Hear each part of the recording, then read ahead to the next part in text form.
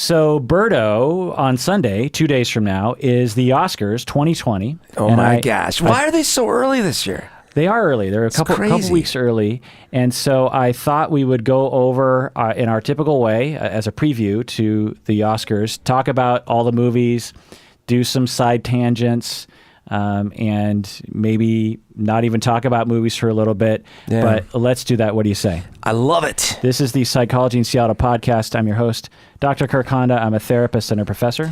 My name is Humberto Castañeda, and I manufacture shiny statues for award shows. So let's talk about Oscar Best Picture nominations. There are 9 this year. Let's go one by one. Ford v. Ferrari. Have you seen it? No, sadly. Well, I gave it a 6 out of 10, which means that it's not great, but it's fine. It's watchable. It's a net. But for an Oscar movie, right? I don't really understand why it's nominated. I mean, I guess I kind of understand. You know, the Oscars tends to be an older, wider crowd, and I can see because it's two white guys battling it out. Yeah, and that with older white guys. Yeah, you know, not that that's the indictment. It's more like, this is a pretty clean movie. Yeah. It doesn't have rough edges to it. It doesn't really ask a lot of the audience. Definitely want to see it still. I mean, I like both of those dudes. Yeah. So. If there's something I really like, it's Christian Bale. I mean, without him, this movie would have been, I think, like half the movie it was. It's an interesting story, too. Like, afterwards, I Googled it, and I was, like, surprised at how much of this was actually historically accurate. Wow. So, you know, for someone who doesn't follow racing, I was impressed with like just how the details and how dangerous it was for them, you know, and how much sort of, I don't know, you just have to put into it. So is Patrick Bateman the driver? Yeah, he's the driver. Yeah, James Mangold, who also did. I'm trying to pull up my list here because I kind of want to take a little bit and look at these. At these creators. He just directed, and he He made Logan. Love Logan. Walk the Line. Oh, I like that. Let's see. Both good movies. Yeah, he made 3:10 to Yuma, which I really liked. Oh yeah, you really love that movie. I loved it until like I think the end. At which point I was like, eh. I've never seen that one, but I heard. He directed Copland. Do you remember Copland? Yes. That's Sylvester Stallone? Yeah. Yeah. I recently rewatched that. It holds up. Yeah. And Girl Interrupted. So, you know, he has quite a... Wait, is Girl Interrupted the one with... Winona Ryder? Oh, and Angelina Jolie, right? Yeah. So, The Irishman. Have you seen that? Yes. How many out of 10? Oh, man, I'd give it an 8. Okay. I gave it a 7. I could give it an 8, but I gave it a 7. I thought it was, I liked it. When I first started watching it, I did not like it. Okay. So it took a little while to... Yeah, because it's pretty slow overall. Oh, yeah, definitely. And I was expecting more of a Casino, Goodfellas. More stylized, more stuff happening. Yeah, I mean, Casino, Goodfellas, what's the other Scorsese movie? Obviously, you know, Wall Street. The boxing movie. He didn't make Heat. No, I know. The Departed. Right. Departed is one of my favorite movies. These are all fast-paced. You know, Scorsese's known. Yeah. Now, I get it. He has this sort of luxury with Netflix to kind of allow it to be 3.5 hours long because Netflix isn't going to push back on that. And the way you watch Netflix is such that, you know, you could put it down and come back to it the next day, you know. And so... although I will say, in its credit, I tried that. I was only going to watch half. Oh. And it was late. And I got to the halfway mark and I'm like, 10 more minutes, just 10 more. And then like 40 minutes later, I'm like, okay, once the courtroom scene is done, I'm going to sleep. Yeah. And by the end, I was like, I guess I'm watching the whole thing. Well, that's a sign of a good movie right there. Yeah. You know, a movie that you're like, well, I'll piecemeal this. And then you're like, no, I got to watch this. Yeah. That's what Leaving Neverland was like for me. I was just like, right. I'm only going to watch 10 minutes of this. I don't have time. And I ended up watching almost the whole thing. Irishman got Best Picture nom, Best Director, Best Adapted Screenplay, and 2 Best Supporting Actor nominations for Al Pacino and Joe Pesci. Robert De Niro did not receive a nomination. Yeah, he got a little... Which I think makes sense to me. I thought I liked I was actually surprised because I haven't liked Robert De Niro in any production in a long time. Yeah. He even in dramas like I don't know if it's The Intern or he has to, as an older person, he has to go back to work and he becomes an intern.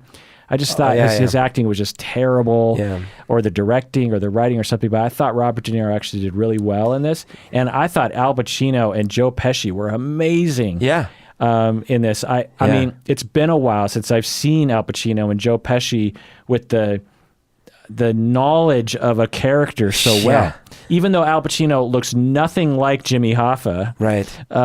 I he forgave did such that. a good. Unbelievable. And Joe Pesci's character, I've never seen him play a character like this. That's true. Where he was like the calm, like these little subtle. He's usually the firebomb. Yeah, he's talking to Al Pacino. It's like, yeah, well, he's like, I get it, but we have to sit down. Yeah, come on. Let's take it. Yeah. Like it, and with of course Scorsese's permission from Netflix, he just had time to really let these things breathe, and so I liked it a lot. But again, I thought that there wasn't really a lot there for me to kind of go, huh? Did you know a lot of the story beforehand? I didn't. I looked it up later, and because for me that was one of the appealing parts, is not having grown up here. And maybe that's part of it. I never knew about Hoffa, period.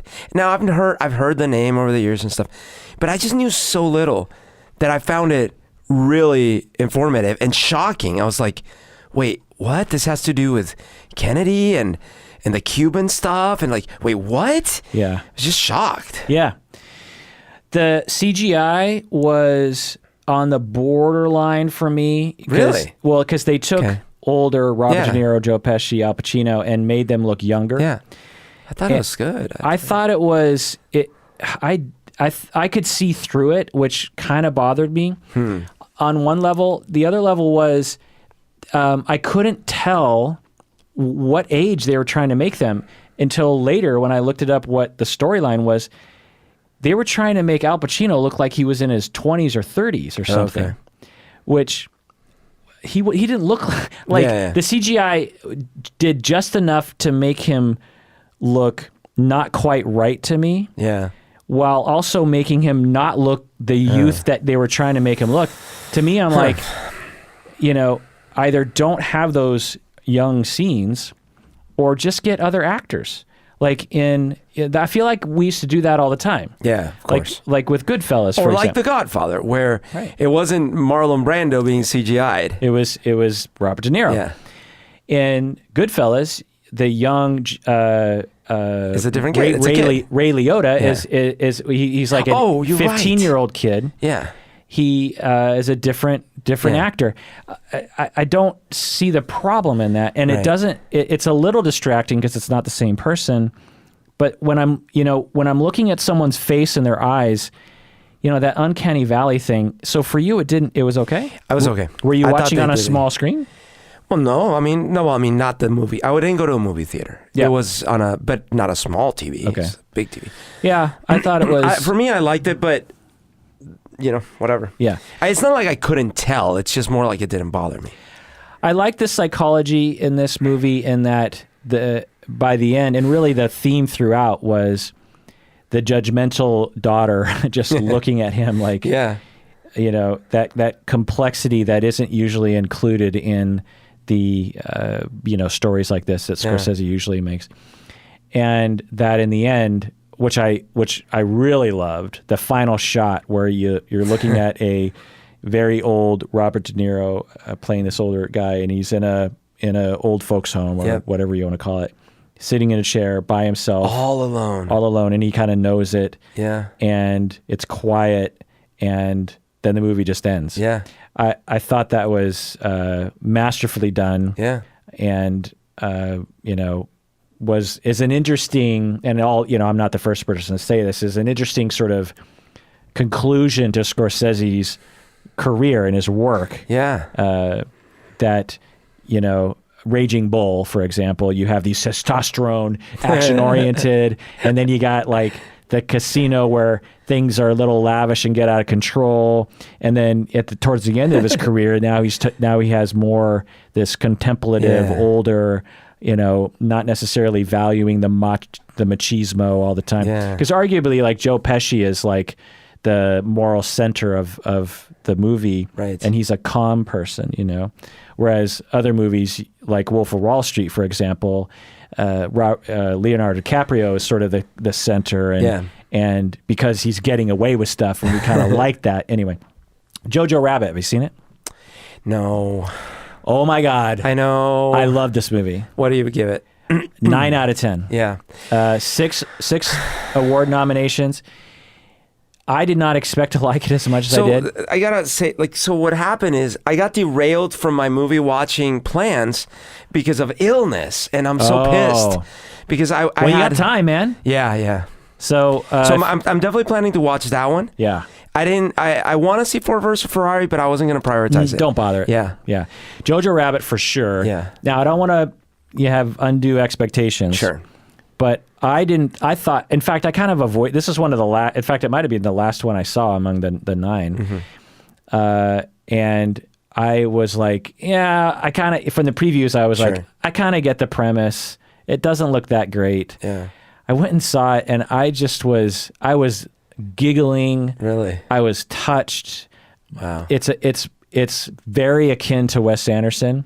Okay. But who is it? Taika Waititi. Oh, Taika. Who plays Hitler and is the writer-director.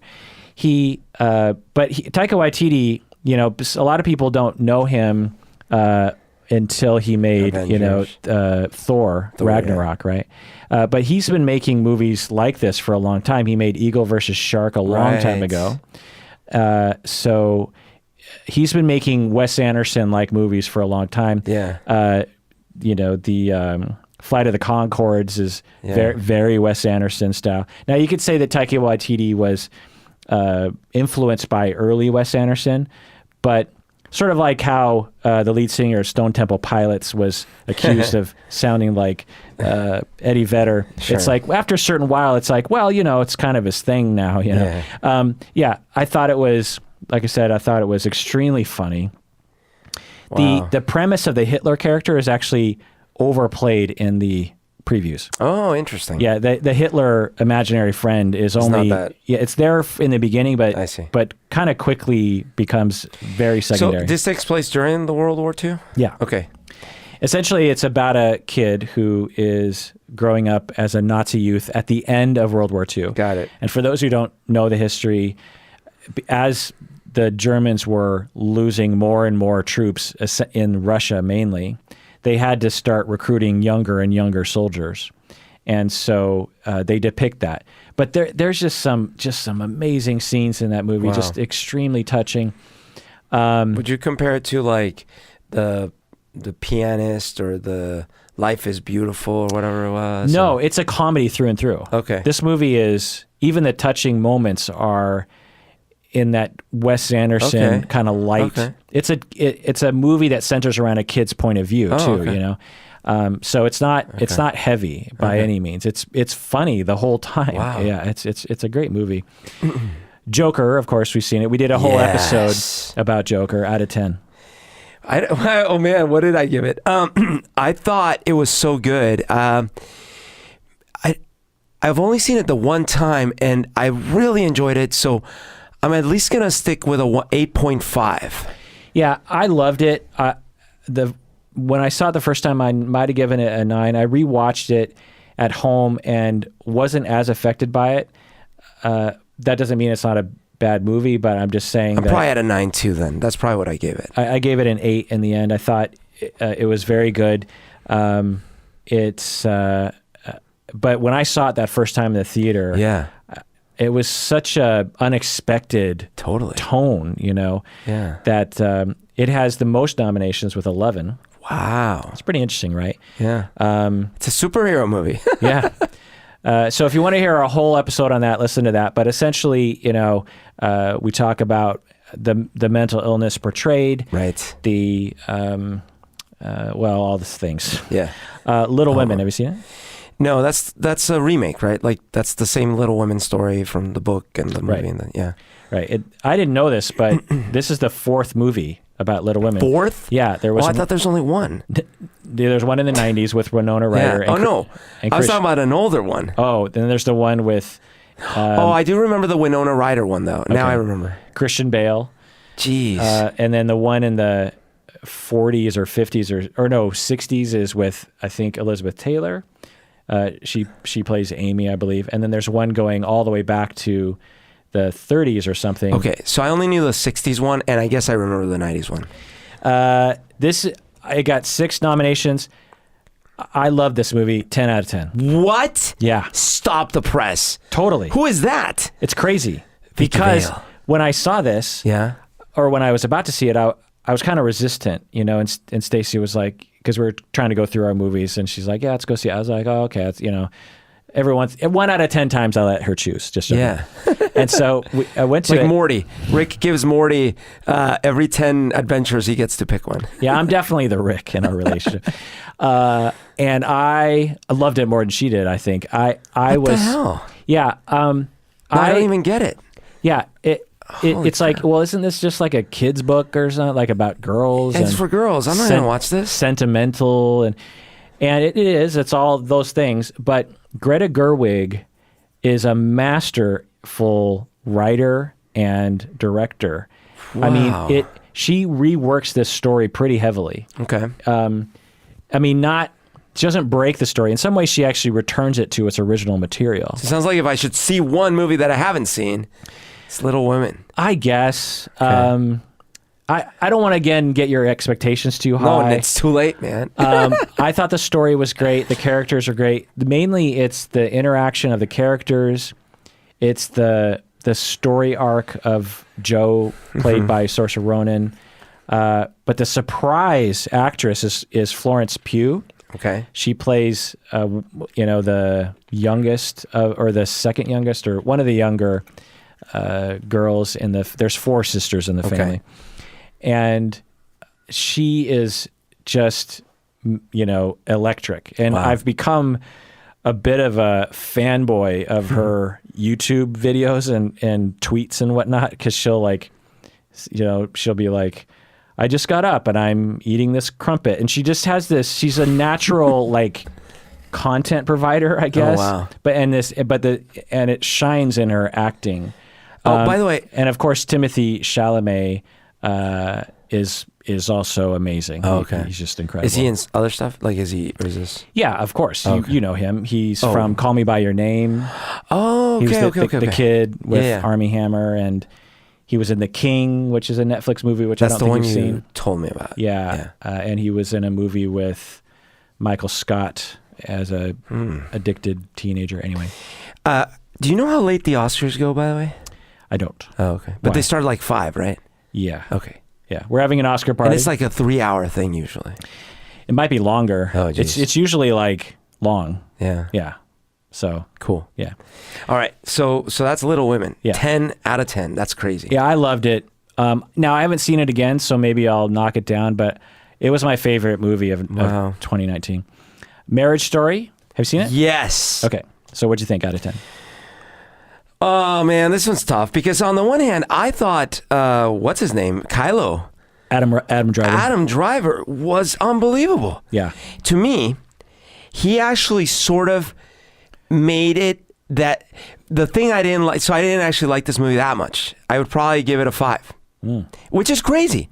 How could I give this movie a 5? But here's the problem I had. The scenes that involved him and he was doing most of the acting, I just found so legitimate. But there were a lot of the other scenes and a lot of the other actors that either because of the actors and actresses or the script felt cartoonish to me. Scarlett Johansson? Scarlett, the attorney, what's her name from Jurassic Park? Yeah. Laura Dern, even Ray Liotta, and the sister felt like a cartoon character, like a different movie, like the sister in Jerry Maguire or something, and by the way, I love Jerry Maguire, but that's supposed to be kind of funny and things. This one was supposed to be like Kramer versus Kramer, which is a movie that I love. Now I know. That's why you didn't like it. Because it, which I get the indictment you have, but the movie is not like Kramer, and I expected it to be too. But Kramer versus Kramer is not one of my favorite movies. This movie, in a sense, is a cartoonish version-ish of divorce. And if you're not welcoming of that tone, it's also metaphorical in ways, you know, like when they're closing the gate and they're both, there's certain moments where you're like, okay, that's not really natural at that moment, you know, where the kid's being pulled literally by both parents. I just felt that Adam Driver was so authentic, and I wanted more of that. Interesting, yeah. Yeah, I mean, I get that. He definitely stands out. I thought he was amazing. Him and Scarlett Johansson both have Best Acting nominations. Noah Baumbach, Greta Gerwig's husband or boyfriend, Best Screenplay, Best Picture. So this is. Do you know the backstory of Noah Baumbach and Greta Gerwig and Jennifer Jason Leigh? No. So Noah Baumbach, the director. Let me pull up his pedigree here. Noah Baumbach. He has directed things like The Squid and the Whale, Francis which I did like a lot. Greenberg, which I really liked back in the day. Madagascar 3. That's probably Kicking what I and was... Screaming, which goes way back. Madagascar 3 is probably what I was not liking about this movie. The Life Aquatic of Steve Zissou. He wrote that movie. Things like that. And the Meyerowitz stories, which I never saw for some reason. So Noah Baumbach has been this director who he's an auteur, you know, like Spike Lee or something, who, you know, has his team of people and actors that he typically uses. And he and Jennifer Jason Leigh, whom you might know from Hateful Eight or from Fast Times at Ridgemont High. Yes. And they were a kind of power couple and similar age. And during a movie, they both actually worked on Frances Ha. And they, so Jennifer Jason Leigh, or no, sorry, backing up, it wasn't Frances Ha. No, it was Greenberg. So in Greenberg, which stars, this is all going somewhere interesting, I hope. I think I know where this is going. Right. So in Greenberg, which stars, what's his face, Ben Stiller, they cast a young Greta Gerwig as the actress in that movie. And I think Noah Baumbach falls in love with a young Greta Gerwig while they're making that movie. And then there's this affair that leads to a divorce between Jennifer Jason Leigh. And it's a nasty divorce. And it's, well, as they typically are, right?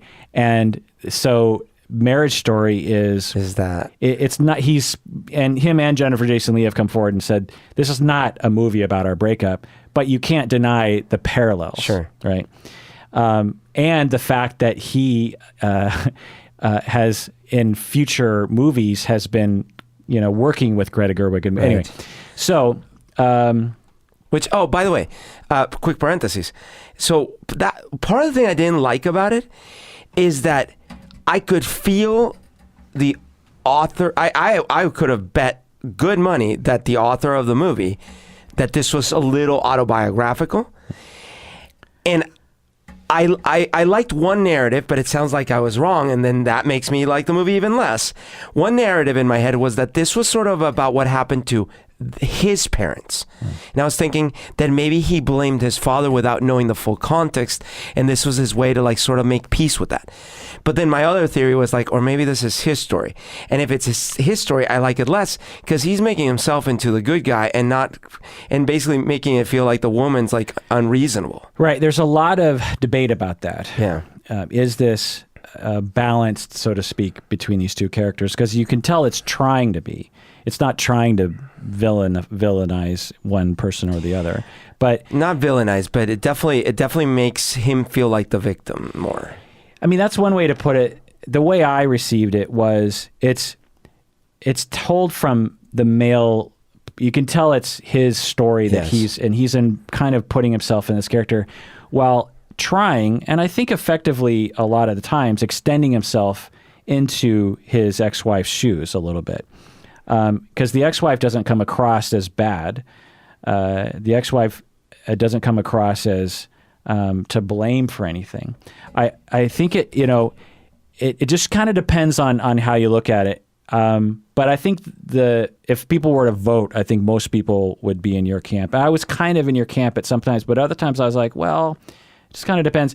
I think if he would have given Scarlett Johansson's character just a little bit more oomph, a little bit more, the scenes that we had of Adam Driver where he breaks down and Scarlett Johansson is, comforting him. Yeah. If we had a few more scenes of her going through some of those foibles, I think it would have rounded it out. But of course, that's not what the movie was about, and it's not like when one writes a movie about a divorce, one has to fully describe everyone's experience, Anyway, and you could also claim that he had a bone to pick with his wife and his wife's lawyer, because it's kind of clear that his wife's lawyer was definitely villainized. Yeah. I will also say, and of course it's tricky working with children in a movie, but they almost made the child be a bit unlikable to make you feel even worse for the poor father. Because it's like, oh man, the child's no longer even, When I saw those scenes, I appreciated that because that's the shit that happens. And worse things happen in divorces like that. I mean, kids, not because of their own problems, but because it's such a hard thing for kids, will take sides sometimes, to be like, oh, well, I like mommy more. Yeah.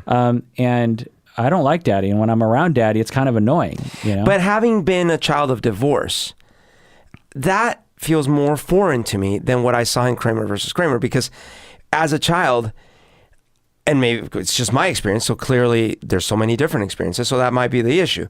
It's just that I never looked at it that way. I always wanted my dad and my mom, and I wanted them to get back together, even though it was an impossibility, And when I saw my mom, I was supremely happy, and when I saw my dad, I was supremely happy. Yeah, I mean, there are kids who will exhibit that, but on average, not everyone. So on average, kids become kind of the presentation of that kid was a very common presentation that I've seen. I see. Which is like, you don't see the problems. Like, there was no outward evidence that the kid was struggling at all.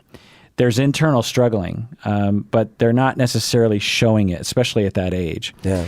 And so there's this kind of general, particularly if the kid kind of comes into the divorce already kind of self-sufficient, and the kid kind of already had that. And you can imagine that with the parents working late and this kind of thing, that he knew how to entertain himself. Anyway, it's interesting. Okay. So Noah Baumbach, Best Screenplay, Best Picture nom, Adam Driver, Scarlett Johansson, Best Acting nominations. I liked it a lot. I gave it 8 out of 10. I thought it had some very poignant scenes when Adam Driver's character is singing on karaoke. I really loved that scene. Yeah. If this was graded on how I felt about Adam Driver's performance, I give it a 9.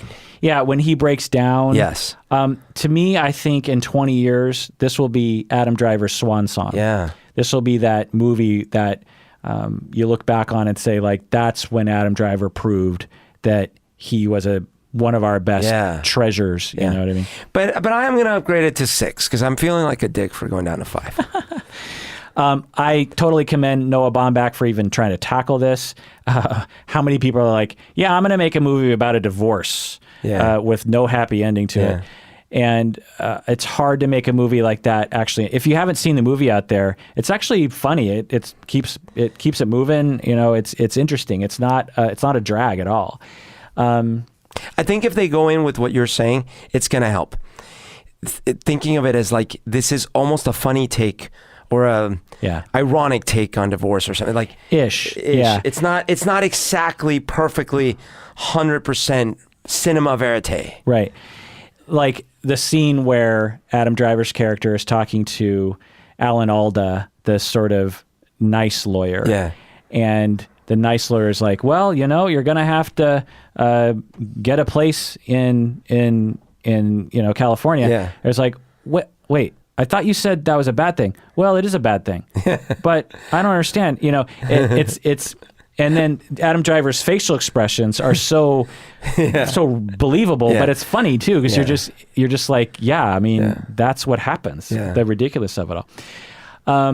And I will also commend the setup of the story in that it was hard to side with either one because you got the Jennifer Jason Leigh's character. She got a new job in LA. Her family is in LA. And the beginning, I actually really loved how it started because they're doing those voiceovers, and then you find out they're at this session, right? And they're not reading those yet. Yeah, I thought that was brilliant. I did think the beginning was and then great. when he reads hers, and it's heartbreaking. Yeah.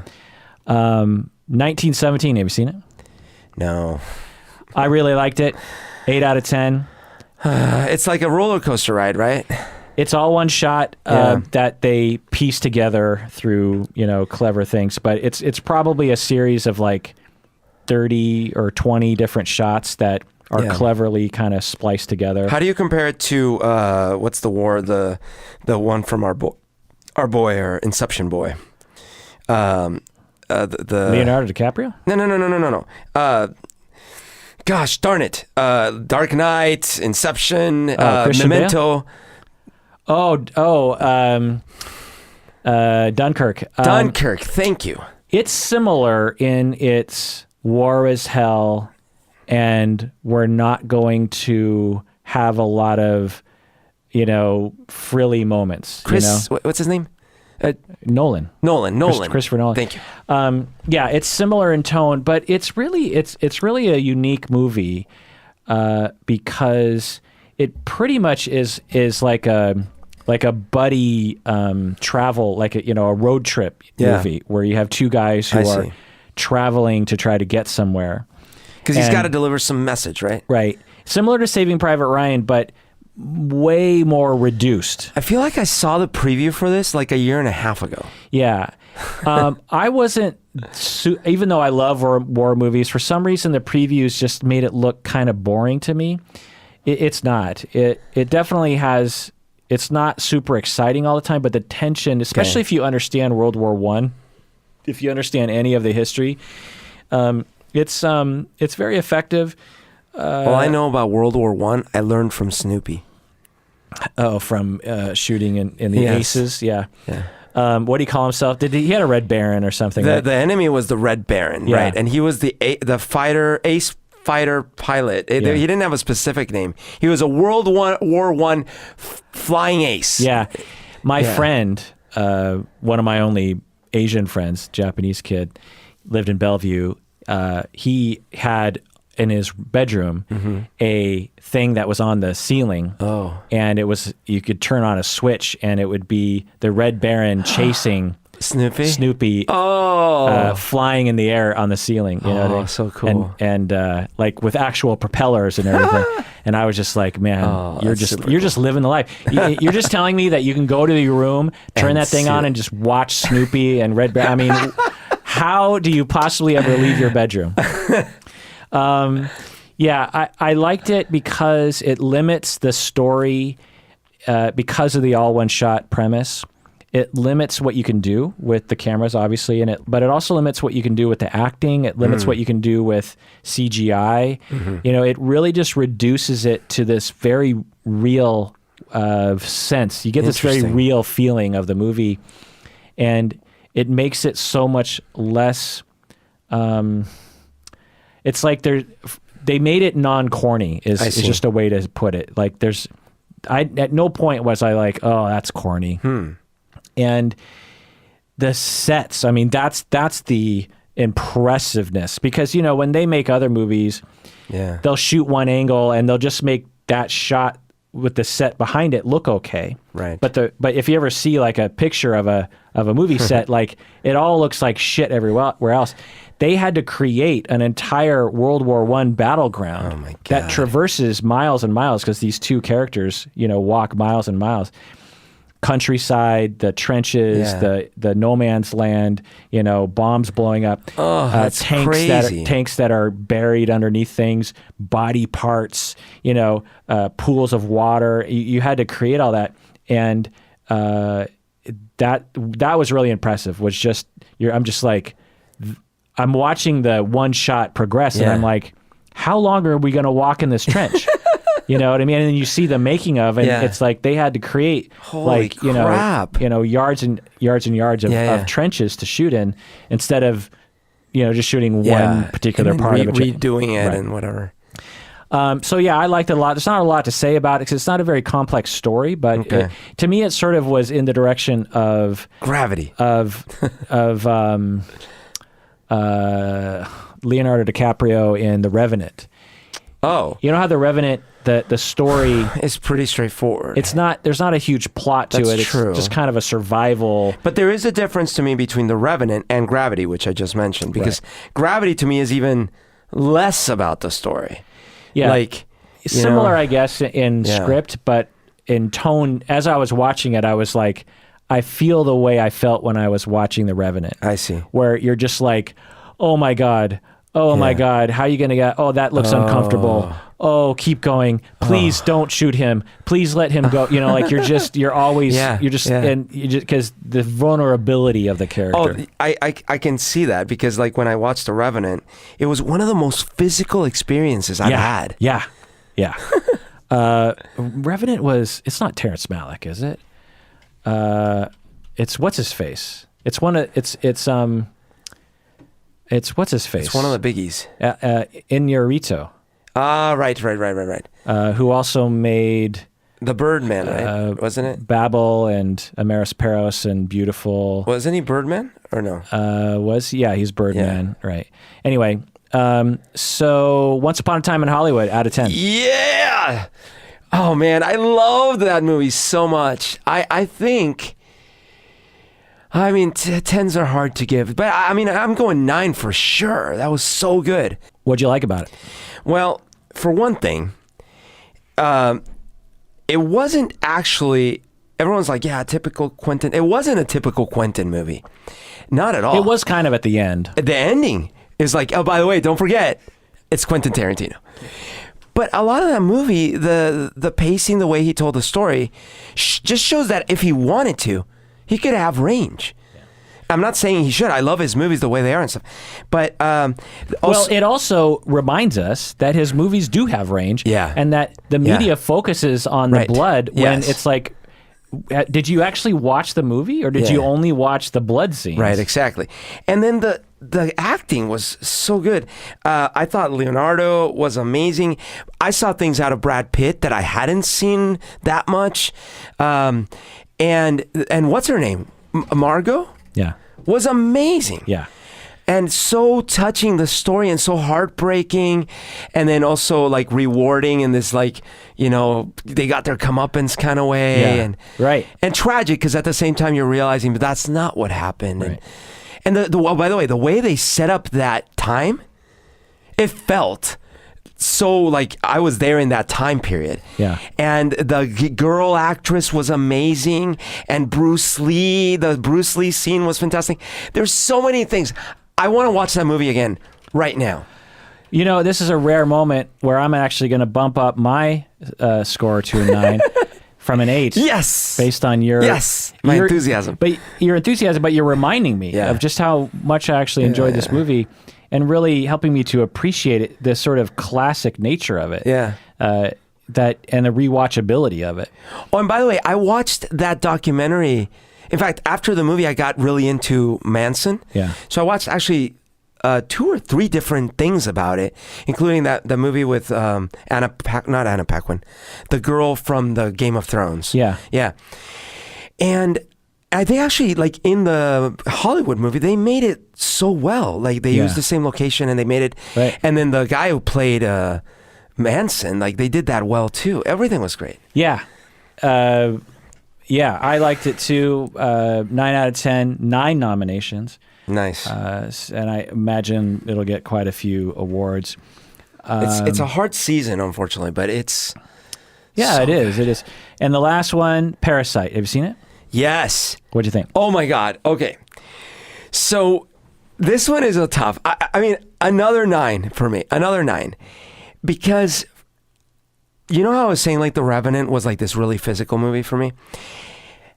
I don't think there's been a movie in recent memory where I was saying, what the actual fuck so many times and being like, what is happening here? Because first of all, I had no idea what to expect from the movie. I didn't know if it was like a horror movie or if it was... Right, me too. And the story is extremely unique. Extremely unique. Like I've never... there's nothing to compare it to. No. And yet it's not fantastical. No. It's not unbelievable. No. The unbelievableness comes from like this realization, this moment of realization in your brain, like, holy shit, that is human beings for you. And then you don't have to feel bad for these people or not because they're like an underprivileged class, but they're being so extremely deceitful and like. So let me ask you, Stacy was really hung up at the end. We're not going to spoil it, but we'll talk around what happened.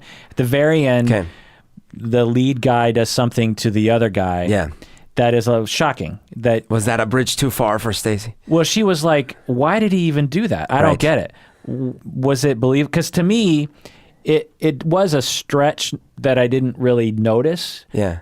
But to me, it felt like, I mean, I wasn't expecting that to happen, but there's been a build-up to that. And that was, in a way, the microcosm, the metaphor for the whole thing, because it's all about this class struggle. Yeah. And about how different, not only like, they don't just live in different neighborhoods, they live in different realities. Right. And again, they didn't, or not again, but to use the word vilify again, they're not vilifying the upper class people. They actually made them come off incredibly sympathetic. Right. And what am I talking about? Like it makes you for a while feel like, no, the villains are clearly these lower class people. Yeah. And yet at the same time, you're rooting for them. You're rooting for them, and you're confronting those incongruities. Like, look at this disparity in life. And so in that moment, that again we won't spoil, that moment is that disparity coming head to head. Yeah. I kind of felt like because the allegory is basically so in your face, but not hitting you over the head with it, but it's pretty obvious. It's like, oh, I get it. There's a message here. Yes. That it needed to have some allegorical climax, if you will. And without something happening that was very poignant to that clash, then it would somehow lose its weight or something. Yeah. I think I gave it 8 out of 10. I liked it. I wasn't in love with it the way that I was Little Women, Once Upon a Time in America, and with Jojo Rabbit. But really liked it, and I just thought it was an instant classic. I was worried because so many times, and I've talked about this before, there have been Korean movies that get extremely high reviews. Yes. Snowpiercer, for example. And there's other movies too. I can't remember the name, but there was that monster in the city. And there's that girl. Did you ever see that movie? No. There's this giant monster. It's wreaking havoc, and there's this little girl and this guy. And, it's not a bad movie, but people were talking about it like it was the best movie of all time. And, and I would watch these movies, Snowpiercer included, and I'd just be like, not only is this, like not a fantastic movie, but it's not even like a good movie in my opinion. And so you were worried that it was one of those Parasite situations. was getting all that kind of energy, and I was like, oh boy, is there? And I couldn't figure it out because obviously I'm Asian. I love Asian film. I love John Woo movies. I love Kurosawa. I love Japanese film. But for some reason, the highly awarded Korean movies, I was always just kind of like, I don't understand why people love this so much. And I wanted to see it because I thought it was a horror movie. Last Train to Busan, the zombie movie? No. It's like a really good zombie movie. But this movie I thought was a horror movie because Parasite, they had like, the poster has them with like their masks or something. Or what. Yeah, and the way it was marketed, I think, lent itself to that. I think that hurt it. I think it did. Anyway. Top nominations: Best International Feature Film and also Best Picture, which I think is the first time that's ever happened. I think it's an instant classic. It's great storytelling. It moves very fast. It's funny. It's touching. You get to know all the characters pretty well. It's a great movie. I sat there many times during that movie. It felt like a Curb Your Enthusiasm episode gone dark, like black dark. Yeah. Okay, so that's the 9. Let's take a break, and when we get back, let's talk about the snubs. What do you say? Let's do it.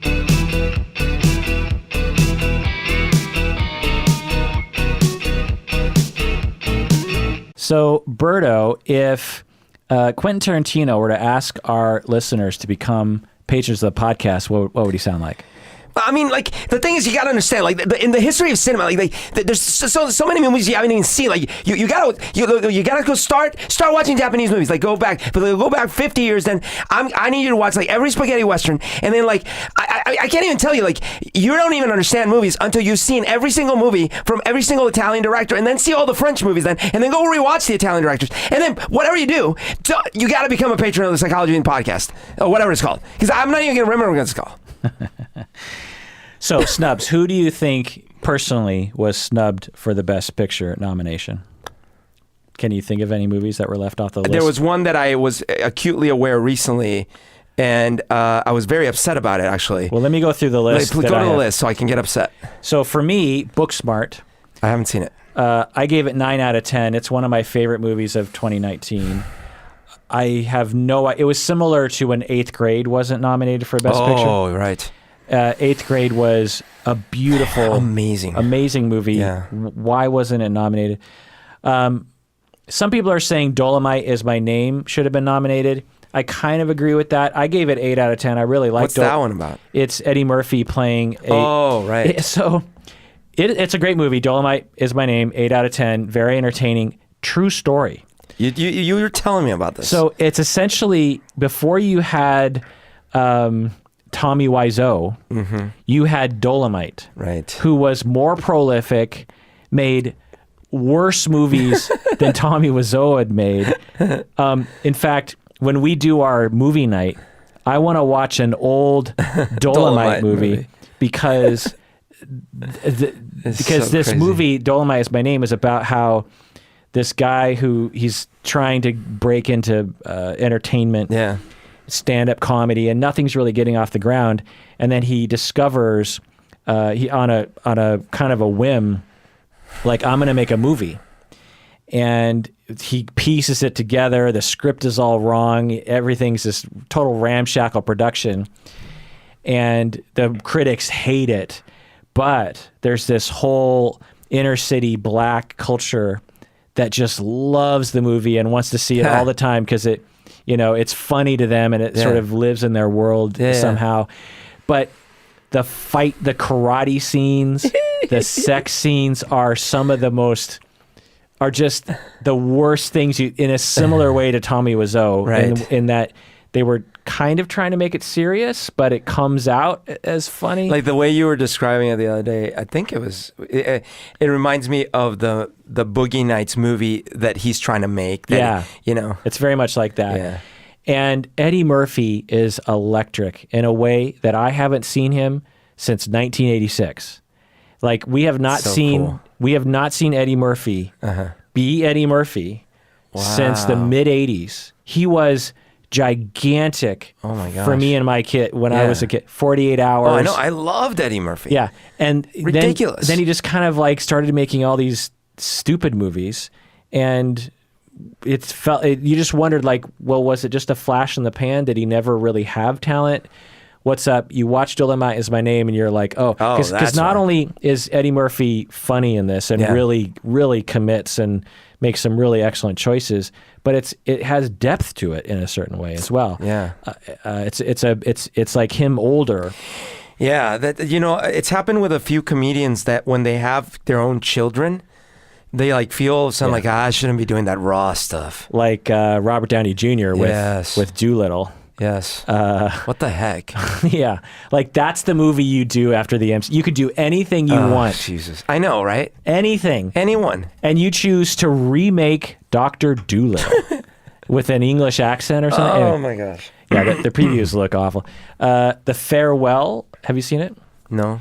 It's about, it stars Awkwafina. What's Awkwafina? She's an actress and a rapper, I think. Oh, okay.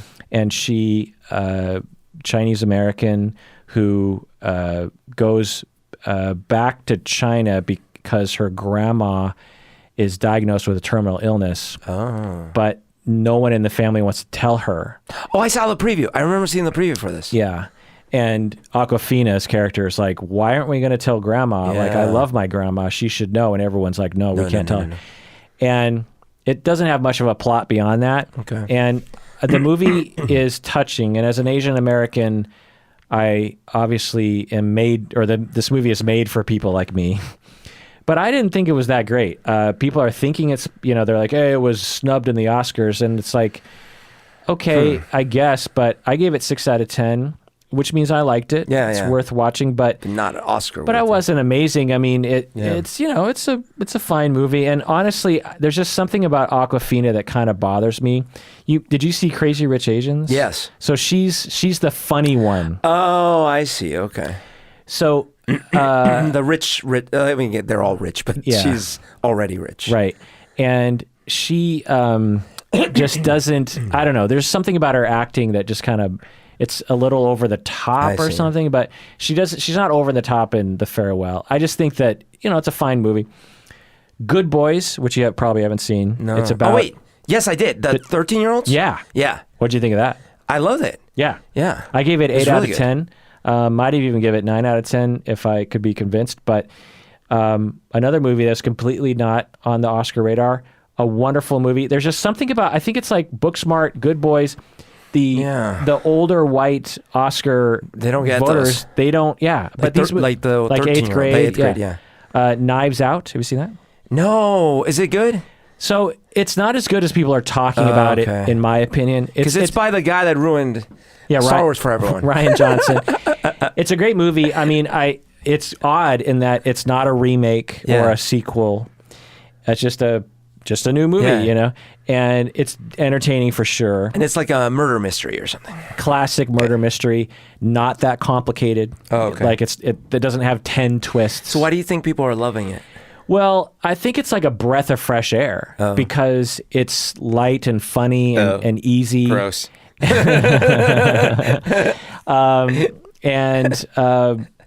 the performances are great. I just threw up a little bit. Colette, what's her face, and Don Johnson, and James Bond is in it. It's a great movie. I gave it 7 out of 10. Okay. Definitely entertaining, but Okay, well, 7 is not bad. Okay, so I should see it. Rocket Man. Right. That was last year. Yeah. Don't you think that should have been nominated for Best Picture? Something. I mean, if the Queen movie was nominated, shouldn't this have been nominated? That's true. Queen. What the royal F? Yeah. Bohemian Rhapsody was nominated. Yeah. This was not nominated? Yeah. That's crazy. He did such an amazing job. Yeah. And he wasn't nominated either. Taron Egerton. That's really Queen and Slim, which I have not seen, but I want to see. You might have seen the previews. Black couple get into a scuffle with a cop and they kill him, and then they kind of go on this. Oh yeah. Of course. Yeah. With the guy from the Get Out or yeah.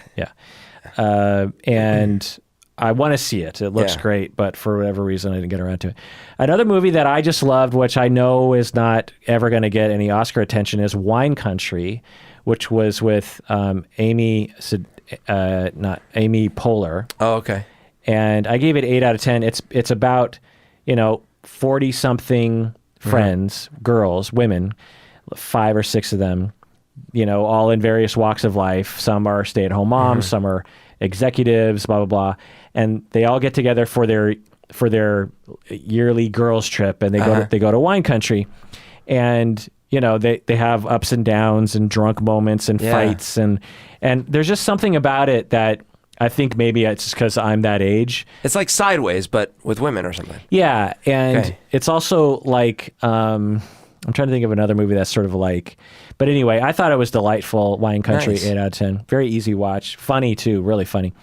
Uncut Gems. That was not nominated, right? Yeah. Which, by the way, I haven't seen, but I've heard it was Seth's #1 pick last year. Yeah, if you see a movie on this list... It should be Uncut Gems. Yeah, I mean, you should definitely see Jojo Rabbit. And Uncut Gems is a surprise. I mean, the last performance from our boy was the Punch Drunk Love, right? Yeah. I mean, I think he might have been in. No, he was in another movie where he was a comedian who had cancer. Okay, that was pretty good. I don't know if I saw that. Yeah, that was him. Yeah. In a good role, but yeah, Uncut Gems it should have been nominated because it has that sort of Oscar flair because it's unique. It's crazy. It's powerful. Who did it? Who did it? It's these brothers. Oh, okay. Uncut Gems. And I think it might actually be Benny Safdie and Josh Safdie. So the when Safdie I saw the brothers. preview, I was like, oh my gosh, because you can tell. So, sometimes even though the best previews don't give it away because it didn't. You can tell there was a graininess to not only literally to the preview, but it was like, what is this? Yeah, these are very talented young directors who have not really made anything prior to this for the most part, who have created a unique film that other people are going to copy, I think, in the future. I mean, certainly we have examples that you could compare it to in the past. I'm trying to think of, like, God, who is that guy? Essentially, if there is a script, everyone's talking over each other. Oh yeah, what's the movie? Because I like that when it's done right. Like The Player wasn't, if that wasn't that kind of like that. Anyway, another snub is Us, the movie Us. Nah. But you could see how some people would consider that. Yes, I could see how some people would say that. Out of 10, I didn't like that one anywhere as much. Out of 10, what'd you give? I thought Us, didn't I give it like a 6 or a 7? Like, yeah, I gave it a 6. Yeah. I thought it was fine. Yeah, exactly. Yeah, but the first 45, I was like on board, and then the second 45, I was like, okay, that's fine. That's how I felt. Like, and I think we both agreed that like the ending didn't agree with us. Like, it was like, why did you go this direction? Like they went too over the top or something. Yeah. I was trying to find my friend Seth's list because he had a couple on there that I was surprised. Well, his number one was in fact the Uncut Gems, but there were a couple others where I'm like, wait, why aren't these nominated? Well, let's go through. So I think 1917 is going to win. I could also see Parasite winning. And The Lighthouse. That's the one. Of course, not for me or for you. Yeah. But I was surprised that they didn't give The Lighthouse anything. Yeah, given the reviews, given the hype and all that stuff. Yeah, but it's also so out there. Yeah. So I almost feel, and a lot of people might not have seen it because the other thing is the Oscar voters, they have to have seen it. You know what I mean? Because why would they vote for something they haven't seen? Yeah. So, but it seems like the kind of movie they would nominate, Yeah. And then the other one, which I wouldn't have expected them to, but Midsommar, I really did enjoy. I haven't seen that. I didn't like it as much as Seth did, but still. Okay, so I just want to go through every movie I've seen in 2019. 19. This includes actually some TV things. There's kind of sprinkled in there. Little Women. So this is starting my number 10 out of 10. Little Women and The Boys, the Amazon TV show. Oh, loved The Boys. Yeah. My 9s are Booksmart, Jojo Rabbit, Leaving Neverland, the documentary. Yeah. Living with Yourself, a TV show with Paul Rudd on Netflix. Okay. Great show. Love, Death, and Robots. The animated. What do you call it? The compendium or The Mandalorian, which of course you did not give a 9. No. You gave what, like a 5 or something? No. Did I? Not a 5. Oh, 6? Yeah. Toy Story 4, which right. I love. Yeah. Have you seen Toy Story 4? Yeah, for me it was like an 8, but still. Man. Yeah. I've loved all the Toy Story movies. I'd probably put in order. You were saying you liked this one best? That's hard to say. Oh, okay. It's almost hard to say. I think I love all of them the same because my favorite was 3. I rewatched all of them Yeah. in preparation for Toy Story 4, and 3 is amazing. Yeah. 1 and I think 2 is actually pretty amazing as well. Yeah. Which is something to say to be able to make 4 movies. 4 movies that are amazing. That are, and 3... of the same damn topic. Yeah. Over and over. Yeah. Yeah. Yeah. And to make it new. And there's no way they could have found a new angle after 3. What new angle were they going to find? Right. The spoon guy was hilarious. My 8s are 1917, Always Be My Maybe, which is a movie with Amy. Gosh darn it. Always Be My Maybe. With Ali Wong. Ali Wong, okay. And Randall Park. Asian movie, rom-com, really funny, Netflix. At the Heart of Gold, inside the USA Gymnastics scandal. I don't know if I could watch that, man. I'd be so upset. Very good. Avengers Endgame, which I gave 8. Yeah, actually, that was great. Yeah. That was fun. Bombshell, I gave 8. Did you see that movie? Oh, no. What was Bombshell? It's about the Fox News sex scandal with Charlize Theron. About, what's his name? Matt Lauer? Or something? No, it's about... Fox News, you said. Fox the head News, guy at Fox News. Right, Rupert. Yeah. Murdoch? No, the other guy. Right. Anyway, Bombshell, I thought was great. Dolomite Is My Name, Good Boys, I Am Mother. Roger Ailes. I Am Mother. Have you seen this movie? No. Netflix. Berto, you have to watch it. It's sci-fi. Oh. I think you told me about this. Yes. Okay. Yeah. It stars what's her face, but it's basically most of the movie is this teenage girl, and she's being mothered and taught by a robot that calls herself Mother. I definitely want to see this. And do you remember Moon? It's like that. Oh man, so cool. But a different story. It's really great. It reminds me a little bit that premise. And actually, now that I see your balloon, there is a graphic novel called East of West, and in it's like this apocalyptic in an alternate version of history. The beast of the apocalypse essentially is like this kid, and the kid has never really seen reality because he's been wearing this like virtual reality helmet the whole time, and he's tutored by this floating robot balloon thing, and it's similar to sort of what you're describing in like they're very isolated, and all he knows is really what he learns through that, and it's kind of funny. Yeah. I Am Mother, some interesting questions are asked in the conclusion where you're like, Joker, Marriage Story, Once Upon a Time in Hollywood. I think I said earlier. You upgraded Once Upon a Time. I upgraded Yeah. tonight. I better change that. Parasite, Shazam. I loved Shazam. Yeah, that was good. That was fun. I gave that an 8.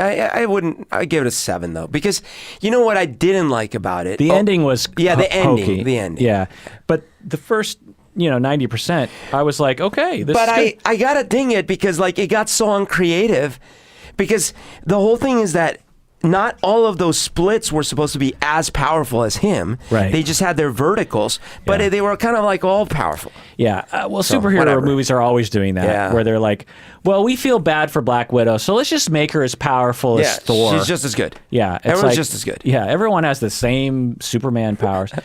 Tell Me Who I Am, which is a documentary, great one. The Spy, a TV show that was about a true story with Borat playing someone. Oh, that one. I want to see that. Tolkien, which came out very quietly. It's about J.R. Tolkien. It's about him as a teenager with his friends. Oh, really? And based on reality? Based on reality. And I really... Meaning based on stories they were told about him? Or is this like... I guess. Okay. Yeah, right. Okay. Weird. I really Did they like play them. D&D when they were kids? A version of it, they would sit around in this tea shop and talk about their things, what I mean? Unbelievable, the TV show. Uncut Gems. For some reason, I want to say Unkept Gems. Wine Country. My Sevens. Apollo 11, the documentary. What? I didn't even hear about this. Pretty good. It's just there's no voiceover. It's just footage. It's just footage. Yeah. Kind of disproving that we never landed. So. Chernobyl, the series on HBO. Honeyland, a documentary about Macedonia. No. Pretty interesting. I recommend it. Okay. If, at some point, watch. It's pretty. John Wick 3. I thought that was pretty entertaining. Okay. Jumanji: The Next Level. Still haven't seen. Man, how do you get to see all these movies? Ah! Knives Out. Missing Link, the cartoon. Have you seen that? No. Oh, wait. No, I did. Yeah, that's not bad. Yeah. You gave it a 7? Yeah. Yeah, that's about right. That's about right. Made by Leica. Yeah. Who made the Kubo and I would agree with a 7. It was pretty fun. Rocket Man, Sex Education, the TV show. Spider-Man, Far From Home, I gave a 7. No, dude, no, please. 5. Okay.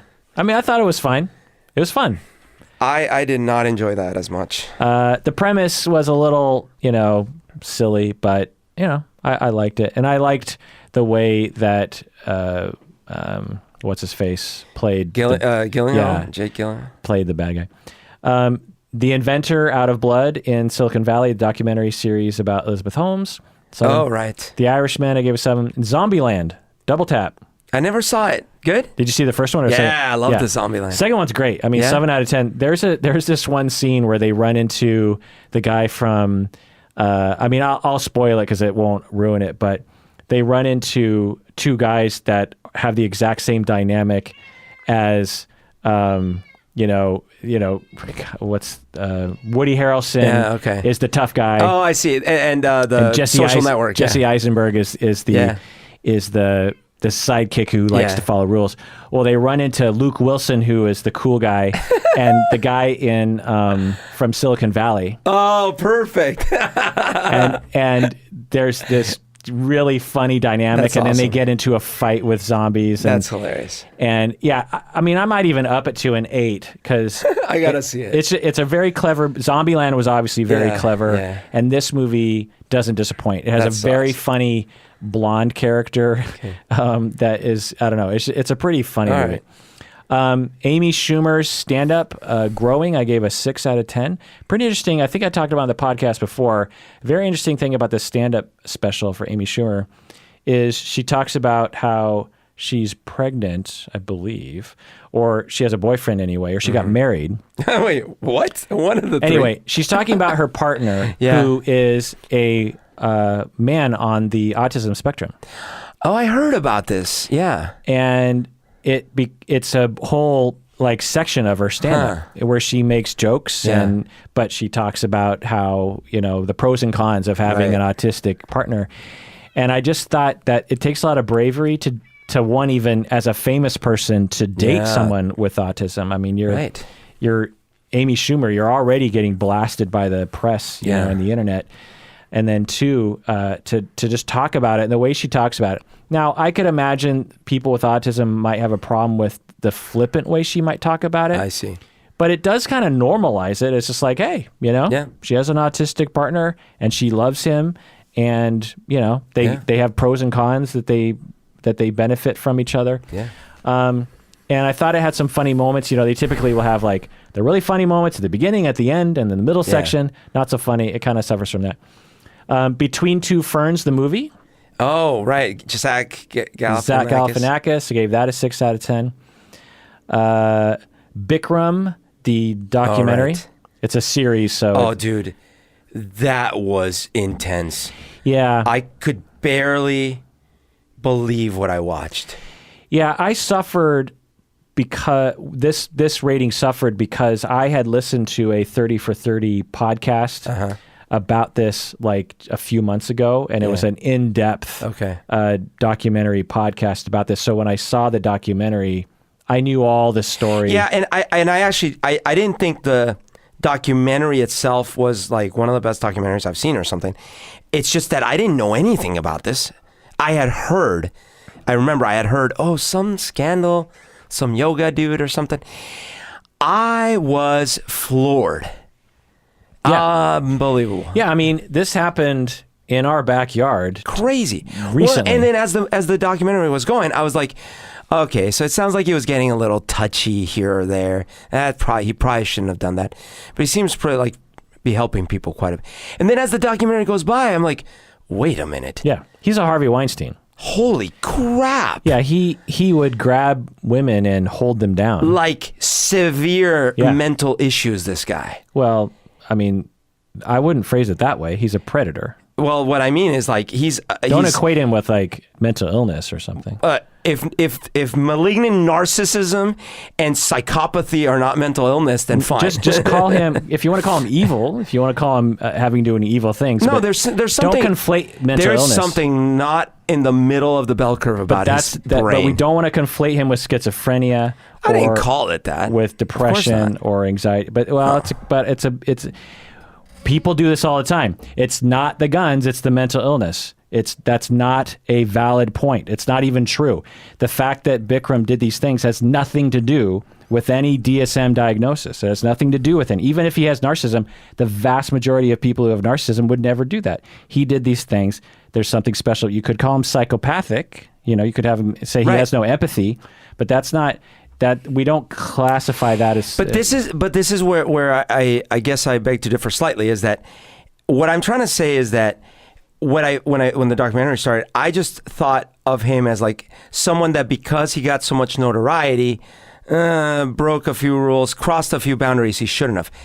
But that's not what it turns out. It's like no. He's a sick. There is something. He's a terrible human being in his brain. If you're saying psychopathy ill, then that's valid. Because one could argue that that's still an illness, But we don't want to conflate it. And you're not directly, but linguistically, this is what happens in our society, is it's conflated with anxiety disorders, right? PTSD. And maybe it's because autism. Like, I don't believe that people I don't know why you need to say the word ill. Okay. You can say psychopathic, you can say evil, you can say something's wrong with the guy. Yeah. But why does it have to be included in the DSM? The vast majority of people in the DSM don't do this sort of thing. This is a wholly other kind of type of person. I think that's the difference, is that there is something out of control with this person.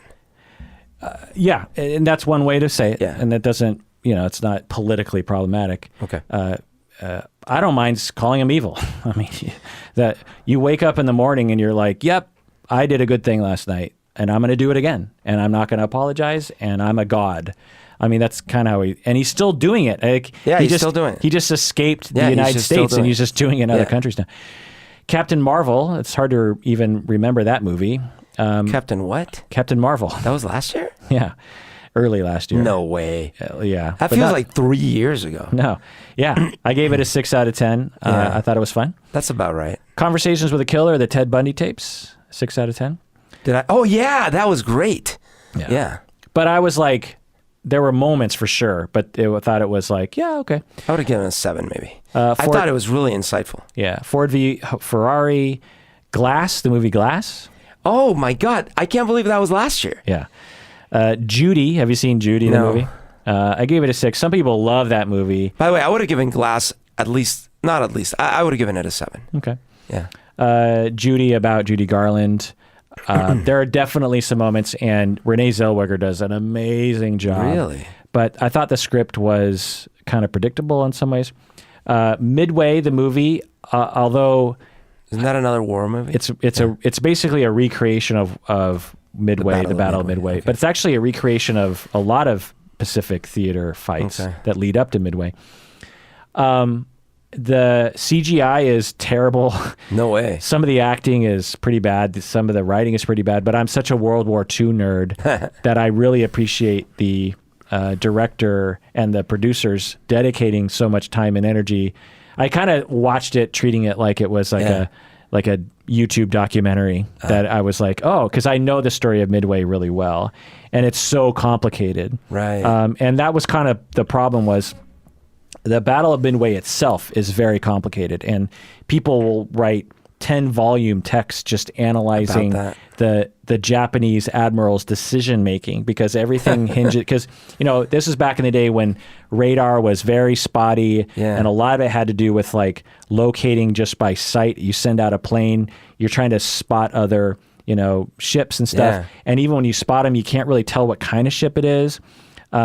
And then when you radio back and say, I see this kind of ship, they have to estimate where they are because there's no GPS. Yeah. They just have to be like, well, I've been heading at a direction of northeast by north for, at this, speed for this long. I think I'm in this general area, but all these mistakes happened. It was like a comedy of errors that essentially made it so that the United States pulled off like this incredible underdog win that basically assured the beginning of the end of the Japanese Empire. Wow. And if we hadn't have done that, if like all these things didn't go our way, there's a good chance that Japan would still own the entire Pacific and China and Korea and the Philippines, And so anyway, so I just love World War II stuff. You're making me want to play Call of Duty World at War again.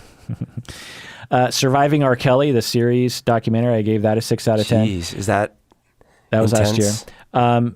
Yeah, I mean, but it's you can kind of tell it's a little low budget at times, but a great topic. The Farewell, The King, which Timothée Chalamet plays Edward the something. The movie, I've seen people break down the historical accuracy of that movie, and they tear it apart. And so, and then Us, I gave 6 out of 10. Okay, my 5s. Born in China documentary about the policy for the one-child policy in China. Well, that's got to be super interesting. It is. But you gave it a 5. Well, right, because it's the first half an hour you're like, whoa, and then it's like they kind of strung it out for a while. Yeah, but it's the thing I'll point out about it. I mean, I've known about this one-child policy since I was a kid. They enacted it a long time ago. And on some level, mostly I was just ambivalent about it because I'm like, well, it's China, it's far away. Well, what do I care? And I actually wasn't. Let me put it this way, because this is really touchy subject, of course.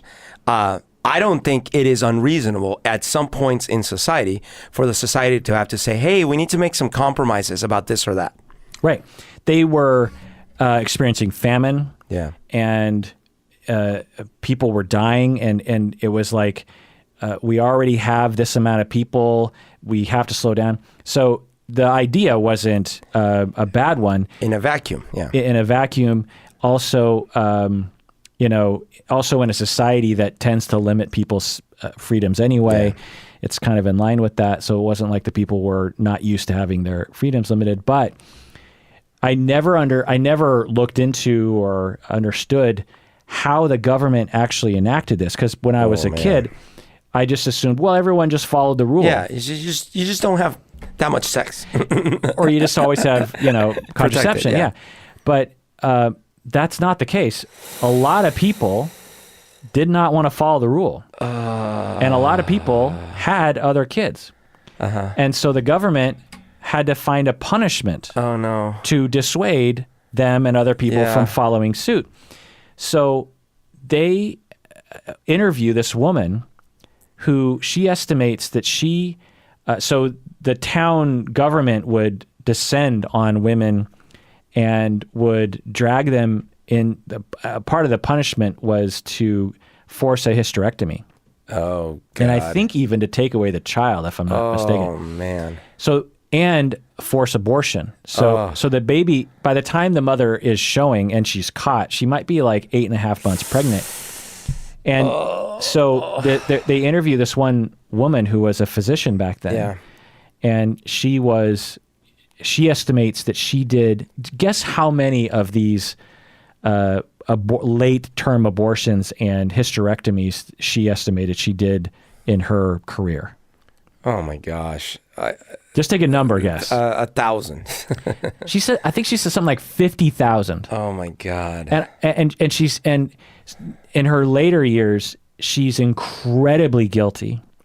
And she has since, I can't remember what she said that she changed her career to now help people have babies. She's now like a fertility doctor. Yeah. And she says that it's her penance. And I think she might even do it for free or something. And she says for every baby that she brings into the world, it exonerates her for one of the babies that she killed. Jeez. But she'll never have 50,000 babies. And she has all of these, she has a room, like several rooms with all these banners, like babies. She's like every day living this atonement. Like it's just fascinating, right? I did not know that. X-Men Dark Phoenix, I gave a 5 out of 10. You watched that? I thought it was fine. I mean, it's not great, but you know. That's another movie I didn't know it was last year. It's fine, 5 out of 10. The stupid thing about that movie, the first half I thought was fine. The second half, again, these writers, they have to, I think what it is it's easy to make a story big. Yeah. And it's a shortcut, they think, to making a story good. If we make it big, it'll be good. That is, and maybe to some people, you know, Transformers. Star Wars Episode 9. Yeah. You know, you could argue that script was an attempt to make it big. Yeah. To have lots of flashing lights and lots of action that don't really make any sense. Yeah. And it does trick people into thinking it's good. But Dark Phoenix, Jean Grey. Jean Grey, she... Is it the same actress? No, it's actually Sansa, you know, because it's young. They've rebooted and it's like young X-Men. Right. And so Sansa is Jean Grey, and her powers are kind of unknown. Like it's like her character is like she can almost do anything, but she doesn't have a full control over her abilities, which isn't a bad idea. Yeah. Which I think they kind of managed okay in the previous X-Men movies. Yeah. But in this one, they kind of go way out there, and I don't know. It just becomes. It's just like, you know, what makes Logan so great. Yeah. Is they kept it small, and it's not gigantic. You know, and the powers are not, you know, all encompassing. That require whole sequences that don't involve any real movie making. It's all cartoon. You know. Anyway. Hustlers. Did you see that? That's the one with the J-Lo. 2 women. Yeah, J-Lo. No, I didn't, but I know I read a few articles about it. I gave it 5 out of 10. I thought it was... It's based on a true story. Yeah, I thought it was entertaining, but I also... it was kind of hard to watch because it was basically people sexually abusing people. Yeah. Because it's like they're basically hustling guys, essentially, right? They're not hustling. They're date raping them. Yeah, and then like they are putting drugs in their drinks, and the same drugs you use for date rape. Right. And then they are essentially sexually assaulting these men and making them charge a bunch of money. Right. So they're gang raping. Like, if we just reverse the genders, right, which isn't horrible, which isn't exactly the same thing, but you know it's close. You have a gang of guys, you know, 5 guys who are very extroverted and attractive. They find a lonely woman at a bar. Yeah. They approach her and they drug her. They take her to a room where other people are complicit in this. They proceed to take clothes off and touch and rub all over this person and then charge $100,000 to her credit card and then dump her off at her house. God damn it, dude. Like, what? That sucks. So this whole movie, essentially, you know, 75, or the sort of, as they're building up to the climax, is like, look at these women, and they're really getting back at those men. Now, these are privileged guys, white guys often, who are rich. But we don't... No, that doesn't matter. It doesn't matter. No. Like, if you stole their credit card, that's shitty, but... it's not date raping them. Yeah. And so as I'm watching this movie, I'm like, are we supposed to be cheering them? Like, is this, how are... What the hell? Yeah. Like, and you know, there are people in the audience going like, yeah, you get them, haha, like laughing at these jokes. And now, having said that, you know, there were some messages because there's this journalist at the center of the story who is asking questions, and her questions illuminate her thoughts of like, so you were basically just using these men. And they did go to jail, is that right? Yeah, there were consequences. Okay. Ad Astra, I gave a 4. Oh, such a disappointment, man. That could have been so much better. Yeah. Alita Battle Angel, I gave a 4. Oh, yes.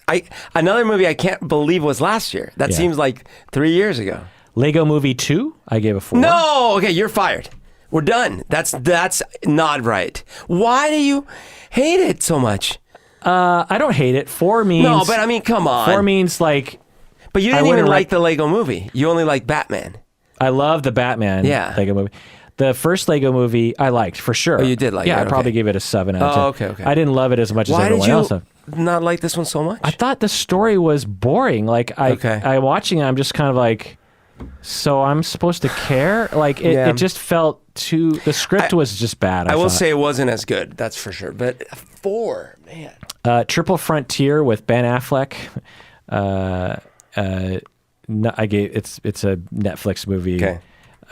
It's supposed to be really cool and gritty. Really? And I don't know. I didn't like it that much. About what? It's about these military American guys who, like special forces guys who are frequently working with the American government to actually help to suppress drug activity in South America. I see. And they're like, we could do our job and also get paid if we go rogue. And because we have intel on this one drug dealer guy, we could go there. We still could do our job and get the money. We could take all the money, but we just won't give it to U.S. government. We'll keep it for ourselves. So it's kind of like a heist movie mixed with like Rambo. Yeah. And the premise of the movie, again, I think we're supposed to be cheering for these guys, and they basically just fly into this random part of South America and start killing people. You know what I mean? And you're like, yay, go America. America, fuck yeah. Yeah. The Dark Crystal, the TV show. I gave it a 3. Yeah, that's terrible. Have you seen it? No, but I love The Dark Crystal. So the movie The Dark Crystal was one of my favorite movies growing up. I was so looking forward to the Netflix TV show. And I started watching it, and I was like really trying to like it. Yeah. And by episode 2, I was just like, oh no. It's just a different creation. It has all the same characters, and it's presumably in the same world. Does it take place like a sequel? Or, what was it? I think it happens before. I think it's a prequel, if I'm not mistaken. That doesn't make sense either. Okay. Yeah, and it almost seems like they changed the story, because, the story was that there was this dark crystal, and someone got greedy or something and broke it, and it split the Skeksis into the, the Uru and the Skeksis were split. And at the end, you realize, when you mend the crystal, it brings them together. The good and the bad together to make a wise super creatures. Yeah, that and it's a simple story about. It's kind of like a Star Wars storyline with your guy who has to leave home but the TV show, it's like they're trying to create this whole world, and it's like they're introducing too many elements, like house so and so, and these people, and I don't know, it just and it's kind of gross at times too. Okay, like they have like kind of gross like vomity kinds of things that I was anyway. Devil Next Door, which is a documentary about a Nazi guy. Okay, I heard about this, yeah. The beginning is okay. The story's okay. It was too long. Okay. Too long. Star Wars Episode 9, I've upgraded to a 2. Oh, wow. But I need to rewatch it again. And then Lighthouse, I gave it 2. Oh, my gosh. I mean, I don't know that I could do that. I have to commend The Lighthouse for several things, none of which I'm gonna bump it past a 5 for, but like it was so boring, and the whole thing that everyone loved about it, that was like, oh, it's so dark, it's so shocking, and it's so the other thing, like when they're the gross scenes, and they're so like, those scenes are so crazy, and I'm like, what? Yeah. It's just weird. It's just absurdist. Yeah. I mean, I just have to concede that most people with good taste love The Lighthouse. Yeah. And because like with Episode 9, most people with good taste did not like Episode 9. Yeah. They might not have disliked it as much as I disliked it, but there's not a lot of people going, "Oh my God, best Star Wars." Yeah, because I did not give it a 2. I don't know what I give it, but yeah, I don't think anyone. What did I tell you I gave it? A 6? 6, maybe. Yeah. I don't think anyone is claiming that Episode 9 is like even in the top, half of Star Wars movies. No. They're saying it's, it was a good wrap up to the trilogy or whatever. But The Lighthouse, people with good taste are saying it's a amazing. Masterpiece. Yeah, a masterpiece. And so I just have to concede that, you and I are completely out of the norm here. I guess so. But I was bored out of my mind. And the thing is, the dialogue I thought was just kind of silly to me. I get why people could get into that, but every time that, the first 2 times that Willem Dafoe was yelling at Twilight, I was like, okay, the next 27 times of him screaming some sort of sea chanty curse, I was like, and they would go on and on and on. I'm like, okay, I get it. Also, that guy doesn't like the other guy. I know. And a lot of people made a lot of ado about things like, oh, that masturbation scene has got to be the most disturbing and I'm like, okay, whatever. And then the siren, what is up with this? I'm like, yeah, exactly. What the fuck is up with the siren? And the thing is, it's clearly a hallucination. There are movies that I like that are absurdist or weird or out there, David Lynch, things like this. Yeah. But the crime for me isn't that it was surreal or absurdist or anything. It's that it was boring. Yeah, exactly. Best director. Oscar. You got Martin Scorsese, The Irishman. God. Todd Phillips, Joker. Sam Mendes, 1917. Quentin Tarantino, Once Upon a Time in Hollywood. And Bong Joon-ho for Parasite. Oh, man. I want to mention it's all men. So if we're looking at other women directors, I think Greta Gerwig should have been in there. Which movie was that? The Little Women? Little Women. Yeah. I think that she could have bumped Martin Scorsese. I don't think The Irishman deserves Best Director. I think Martin Scorsese sneaks in there because he's Martin Scorsese. It's a good movie. Yeah. I would agree with you on that, though. Yeah. It's not an amazing script, really. And it should definitely not beat Quentin or even the Parasite one. Yeah. Yeah. And Greta Gerwig was all over Little Women. Like her writing and her directing was all over it. And that's a hard movie to direct because it has so much acting and interaction in it. The Irishman arguably has, a lot, but I don't know. People are saying that Lulu Wang for The Farewell was snubbed. I would disagree with that.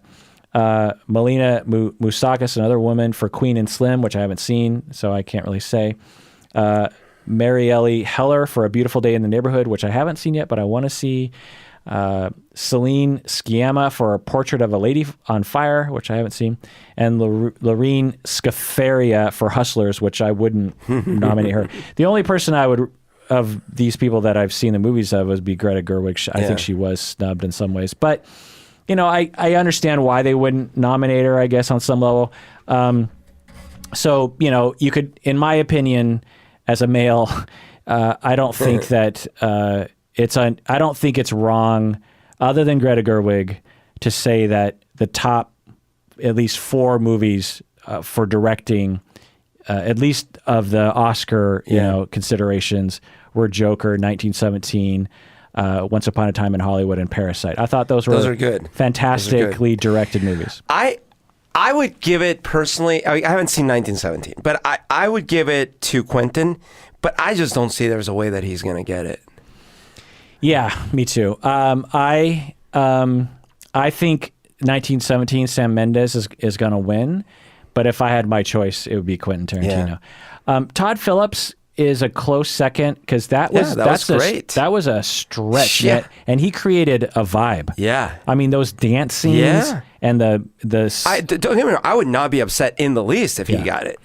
Although Bong Joon-ho obviously did a great job with directing that movie. I wouldn't call that like a directing masterpiece. Right. It was good for sure. Adapted screenplay: The Irishman, Jojo Rabbit, Joker, Little Women, and The Two Popes, which I haven't seen yet. I need to watch that. So again, Irishman, I just don't understand. Jojo Rabbit, Taika Waititi, completely get that. Joker, Todd Phillips, Scott Silver, completely get that. Little Women, Greta Gerwig, completely get that. Yeah, it sounds like that one. Two Popes, no idea. I'm trying to think of who I think should have also been in there. I think Knives Out could have been in there, or adapted screenplay. Yeah. This is meaning that was like from something else. Yeah. Right. So I don't know what other things. So JoJo was the book, right? Little Women was a book. Yeah, and Joker. I guess they consider that an adapted screenplay because some parts of that story are in the comic books. Okay, but I'd say from what you've told me, the JoJo one seems like a really strong contender. I think Little Women's going to win. Might get it, and I hope Greta Gerwig would. Original screenplay: Knives Out, Rian Johnson, which I think deserves it. It's a great screenplay. Come on, what over what? Well, you got Marriage Story. I'm not saying Knives Out should win. I'm just saying. Oh, it deserves a nomination. Yeah. Got it. Knives Out, Marriage Story, 1917, Once Upon a Time in Hollywood, and Parasite. Yeah. I give it. Oh, actually, I might give Parasite this one. Okay. Because it's so inventive. Yeah. I think Quentin is gonna get this. Yeah, he might get this. And don't get me wrong, it's amazing. If he got it, I'd be happy.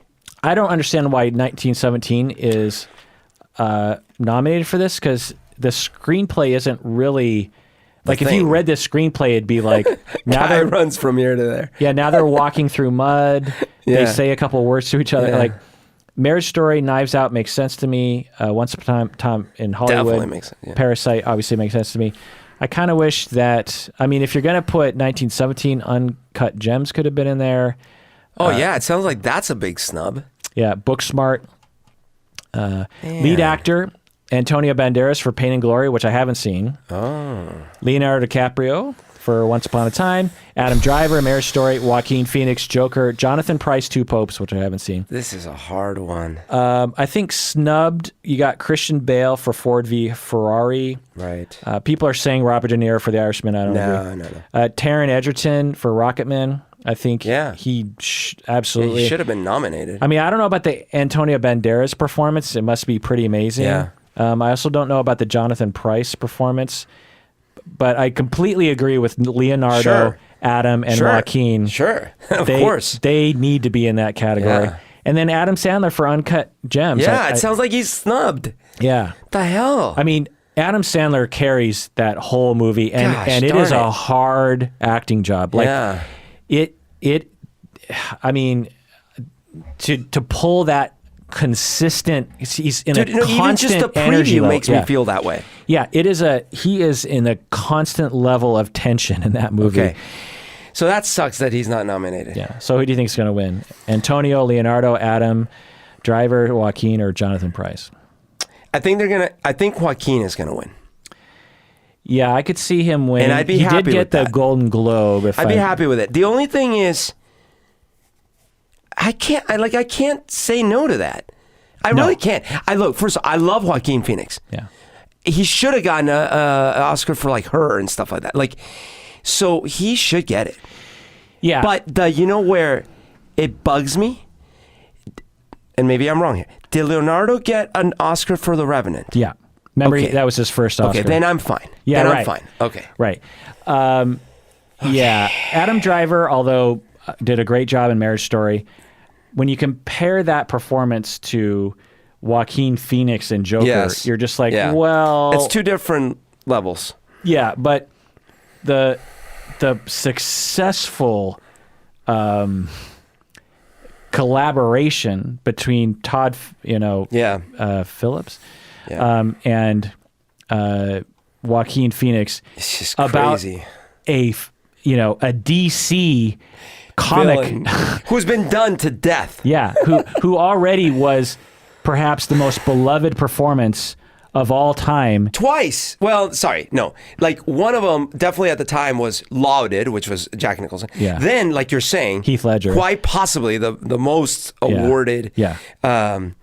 we all felt like, yeah, you're never going to top that Joker. Right. For if Todd Phillips had, said to me if I was in the audience, I'm thinking about redoing Joker, I'd be like, do you remember what happened last time that happened in Suicide Squad? I don't recommend that. With a good actor, too. And that did not go well.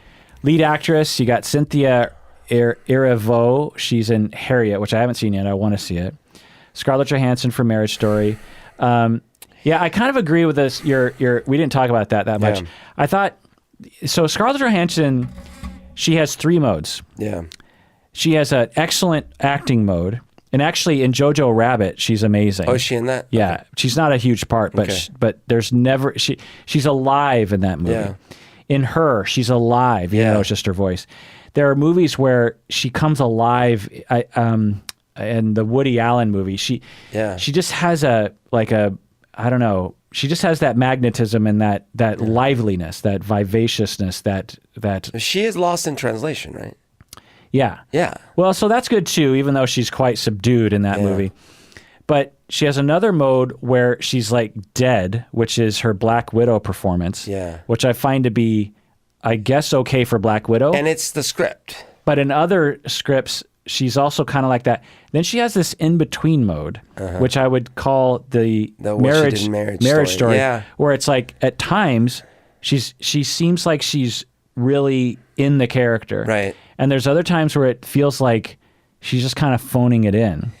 Well, and it was weird because, actually, the scene where she's telling her story to the lawyer, to Laura Dern, it was this weird combination for me because on the one hand, she is acting and crying and being very emotional, but at the same time, it wasn't as believable to me as some of those Adam scenes. And that's where I was, and I wasn't faulting her directly because I wasn't sure how she was being directed and things like that. It could have been the writing too, but so I hope she doesn't win for this one. I don't. Yeah. Saoirse Ronan, Little Women. I think want her to win. Absolutely deserves it. Charlize Theron in Bombshell. She did a great job with playing what's her face, Megyn Kelly. I thought that her voice was a little overdone in that she tries to really lower her voice, which she sounded kind of like Megyn Kelly, but it was a little distracting at times. Okay. And that movie doesn't really showcase acting, let's say, the way that Little Women does.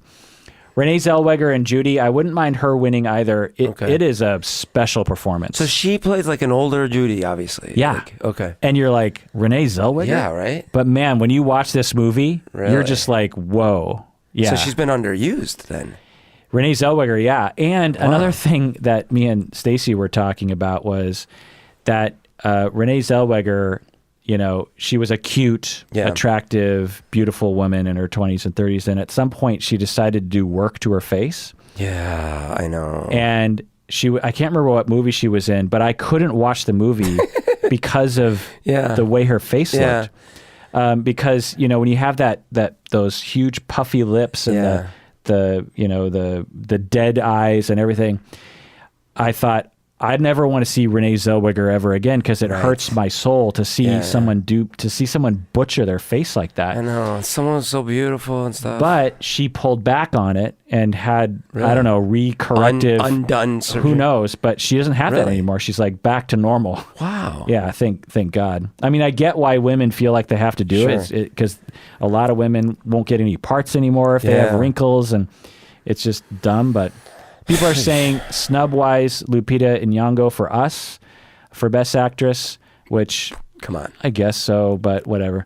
Because again, Oscar's so white is another thing. Because, not only are we getting lots of men in the, screenplay and the directing, but we're getting a lot of white people. It's like we're going backwards in a lot of ways. Yeah. So you haven't seen any, or you've seen Marriage Story only, I guess. So supporting actor, but from what you're saying, I'm going to go with Little Women. Saoirse Ronan, yeah. Tom Hanks, A Beautiful Day in the Neighborhood, which I haven't seen. I want to. Anthony Hopkins for The Two Popes, which I haven't seen. Wait, these are supporting? Yeah. Why is Tom Hanks supporting? That's what I thought. So I read a synopsis of the movie.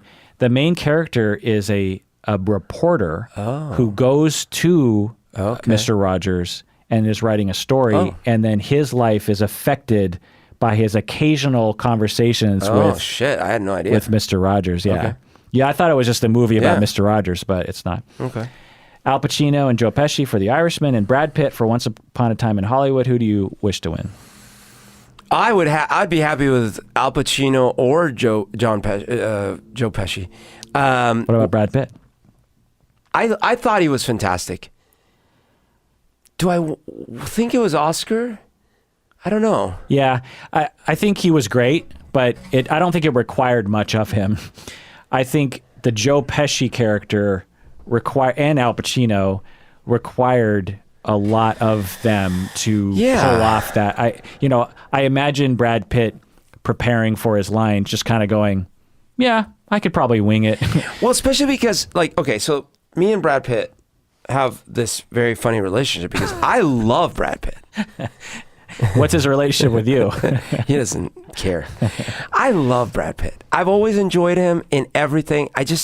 He's so magnetic. I just really enjoy watching him. Some of my favorite movies are with Brad Pitt. But I've never felt he's a... But you wouldn't want Brad Pitt to marry your daughter. I've never felt he's one of the great actors. Which I disagree. I think in Fight Club, I love him. Yeah. But Edward Norton... In 13 Monkeys. Edward Norton... 12 Monkeys. Ed Norton is amazing. Yeah. Yeah, I was trying to think of other Brad Pitt. It's like, look, every movie I've ever seen Brad Pitt in, take Seven. Yeah. He's great. But it's not amazing. But he pales next to the other two. Yeah, that's interesting. But he does such a good job at what he does.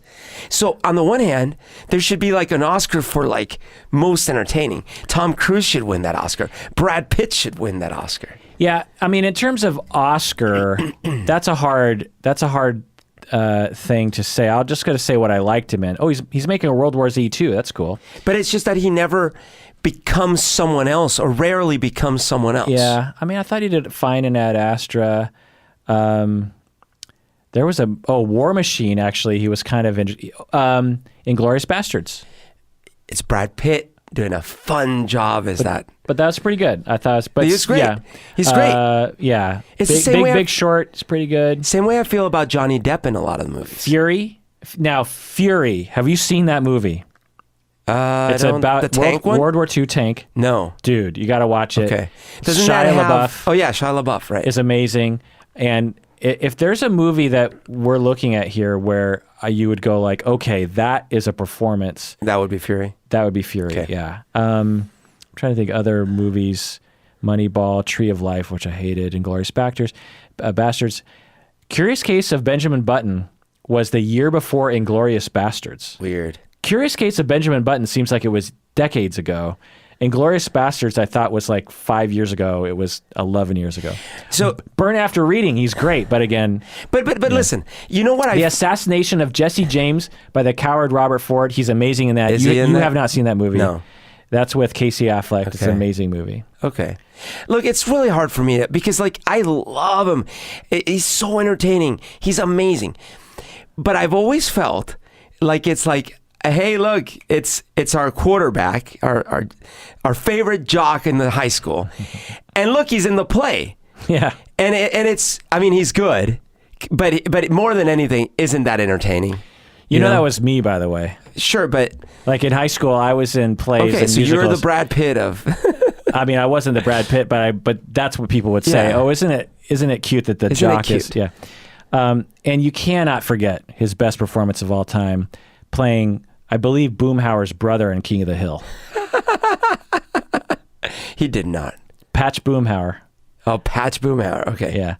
Well, listen, but I don't want this to come up. Like, I actually think... The Devil's he's Own, amazing. Devil's Own, that movie was okay. Sleepers, yeah. I love Brad Pitt. I can't say enough good things. But yeah, you're right. I mean, these performances, they're not like Al Pacino, Joe Pesci, Adam Driver performances. It's like when I see a Revenant out of him. Dude, The Vanisher in Deadpool 2. Remember when he dies yes. on the electrical fence? Yes. Spoiler alert. Yes.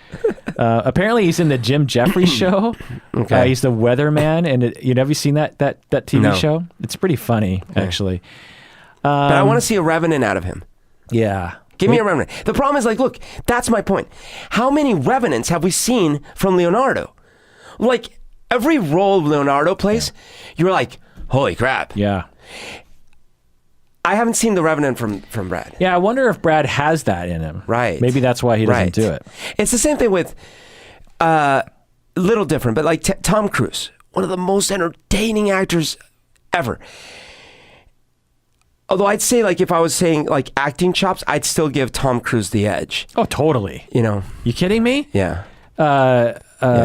I mean, let's just never mind. No, I take it back. Never mind. I take it back. Take it back. Yeah, I mean, I just I was want to actually going name to go more Johnny Depp. Let's go Johnny Depp.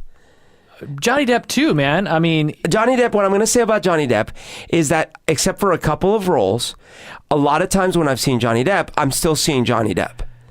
But there's been a couple roles where he's surprised me. And by the way, did you listen to my episode in which I broke down Johnny Depp and Amber Heard? I didn't, but I saw that you made one. Did you listen to the audio at all of the fight between them? Yes, I did. What'd you think about it? I was shocked because up until that audio, I was assuming the normal narrative, which was that even though as much as I love Johnny Depp, I guess he's an asshole, and I guess he's an abusive asshole. Right. And then I listened to that audio, and I'm like, wait, is this fake? Is this? Yeah. What's going on? Yeah. I was shocked. Yeah.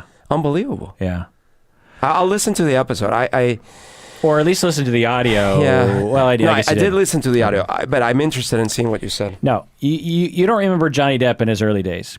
You have Ed Wood. What's Eating Gilbert Grape? Yeah. Benny and June. I like him. I do remember. You have Dead Man. Yeah. Nick of Time. Yes, I like all Donnie those. Brasco. I like all, but he's right next to Al Pacino, and Al Pacino grabs a sledgehammer and kills that role. The Astronaut's Wife. Sleepy Hollow. Yeah. Chocolat. Woo! Blow. He's great. From Hell. Yeah. And then he did Pirates of the Caribbean, and it was all kind of awesome. downhill from there. Listen, but my point is this. Oh, he was also in King of the Hill. He was Hank's back. Yogi Victor? I don't know. The episode Hank's back. He plays Yogi Victor. The perfect example is everyone's been on King of the Hill. Fear and Loathing in Las Vegas. Super entertaining movie. Very funny. Very wacky. It's crazy, right? I never liked that movie. I like the movie. But when you watch Johnny Depp's performance, you can tell that's Johnny Depp. Yeah, well, I never liked that movie. Fine, bad example then. Johnny Depp was also in SpongeBob SquarePants. Very entertaining. But let's look at Tom Cruise. I mean, I just want to point out his... I know, I took it back. I took it fully back with Tom Cruise. Born on the 4th of July. I know, I take it back. Like, I never said it. Yeah. Never said it. A Few Good Men. Never said it, dude. I have never said it. Look, Tom Cruise is one of my all-time favorites. Jerry Maguire. Fuck, it's one of my favorite movies is Jerry Maguire. Eyes Wide Shut. It's an amazing movie. Magnolia. Like, him in Magnolia. Oh my God. What do I have to do? Do I have to, like, grovel? I mean, Edge of Tomorrow, he actually has to... know. He has to work pretty hard in that Unbelievable. movie. Yeah. I don't know what I was thinking. Yeah. You are entitled to it. I mean, Les Grossman of Tropic Thunder. I know. I like, forget it. Okay, supporting actress... Kathy Bates in the movie Richard Jewell, which I want to see. Haven't seen. It's a true story. Okay. Clint Eastwood. Laura Dern, Marriage Story, which I think she deserves that nomination. I think she does a great job. I don't. Yeah. I thought she was fine. Scarlett Johansson, Jojo Rabbit, which she deserves. Florence Pugh of Little Women, I hope she wins. She's amazing. I hope she does. Like, again, when I saw Little Women... halfway through the movie, I was like, who is that actress? She is nailing this shit, you know? Margot Robbie in Bombshell, which she does a great job. And some of the scenes that she has to pull off. Because what about... Margot Robbie has to pull off scenes in which Robert Ailes is sexually harassing her. Okay. And it's heartbreaking. I guess she didn't qualify for Once Upon a Time. Because she's not in it enough or something? Yeah, I guess. Or, well, she would have qualified, but they didn't nominate her for that.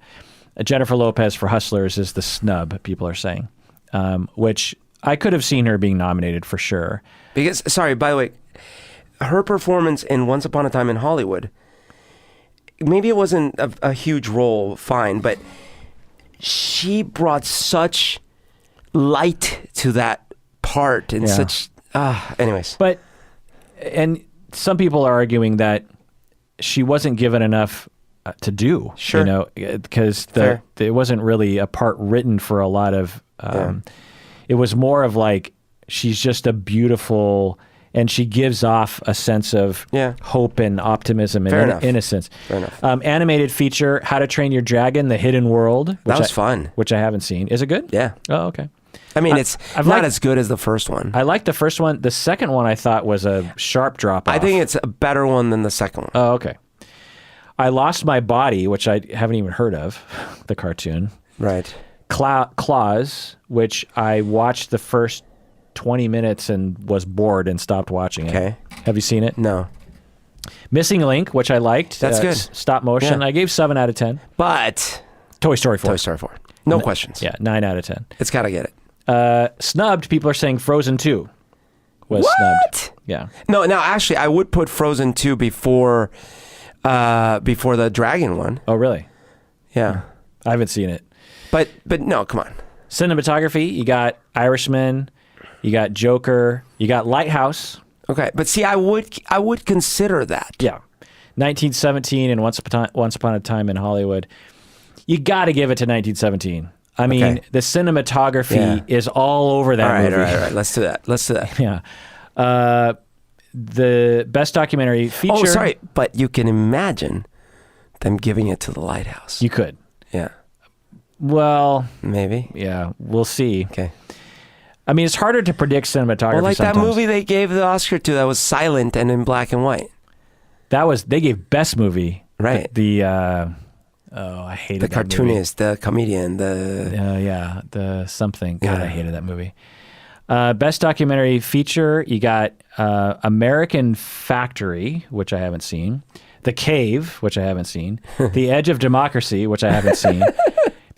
And for Sama, which I haven't seen. I have seen Honeyland, which is about Macedonia. Yeah. Beautiful little documentary. Jeez, man. The problem that I was because usually I see most of the documentaries. You usually see more. Yeah. And then I was like, but didn't I see some amazing documentaries in 2019? And yes, I did. You did. Apollo 11 wasn't nominated. Okay. Everyone loves that documentary. Okay. Then I started looking at the other documentaries that I loved. Leaving Neverland. Oh my God, that was not right. But it's episodic. Oh, it doesn't count. Even though Leaving Neverland is, I think, 2 episodes. Fudge. But isn't The Irishman 2 episodes? No. No. I mean, but interestingly, Leaving Neverland is probably only like a half an hour longer than The Irishman.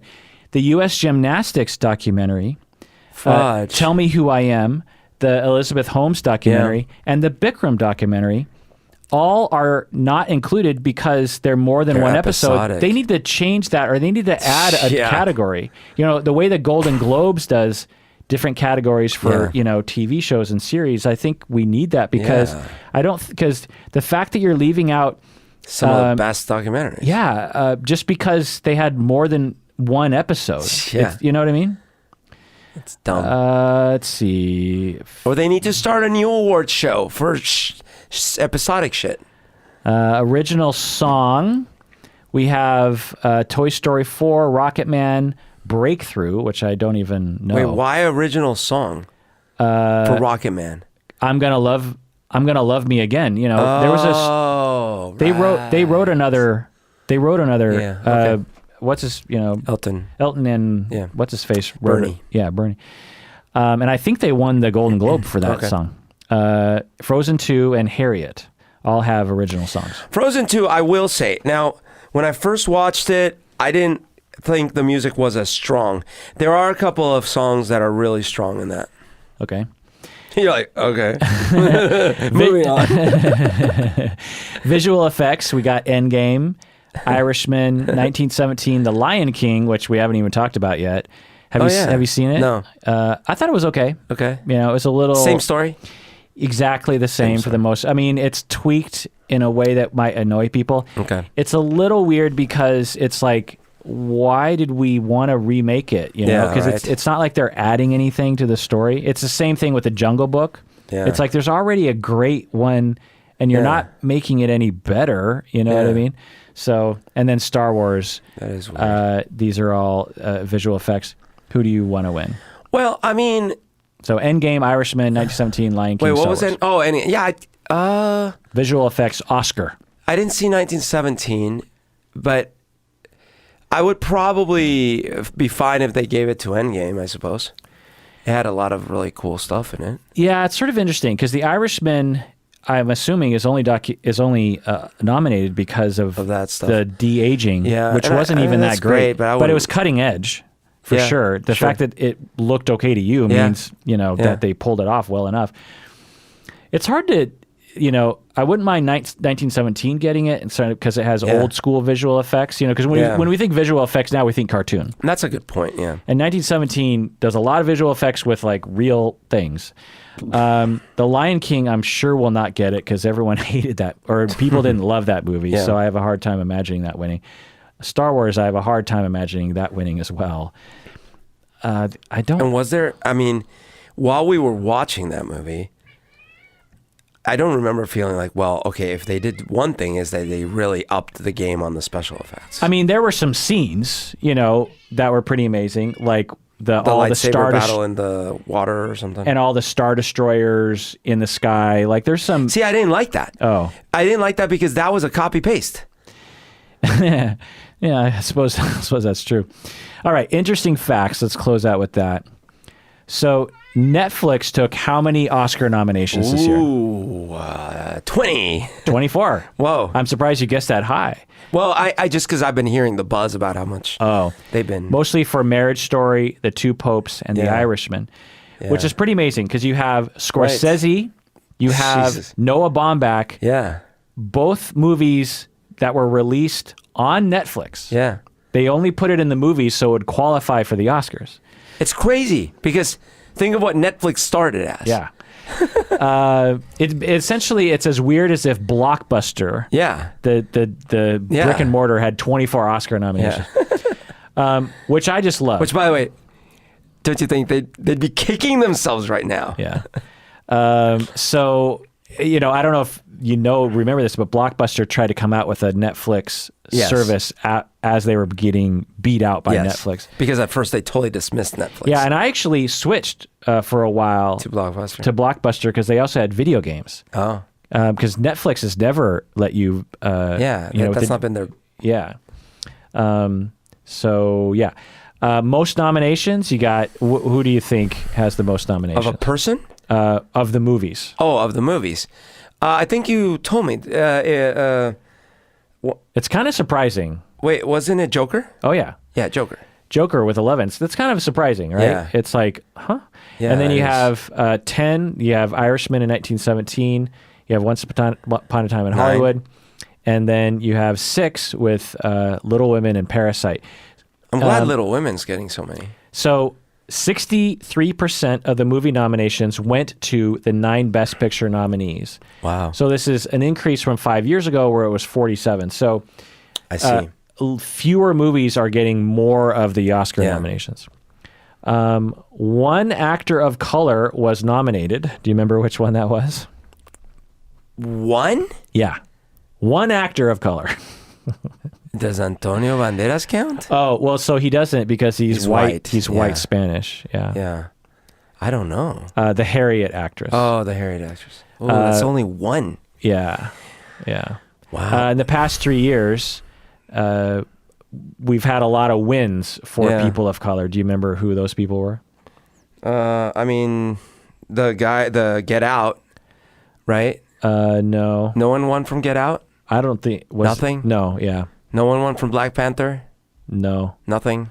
Denzel Washington won for when he was a lawyer. That I can't remember that movie. Okay. Viola Davis won for the movie with Denzel Washington. Yeah. Mahershala Ali won for Moonlight. Moonlight.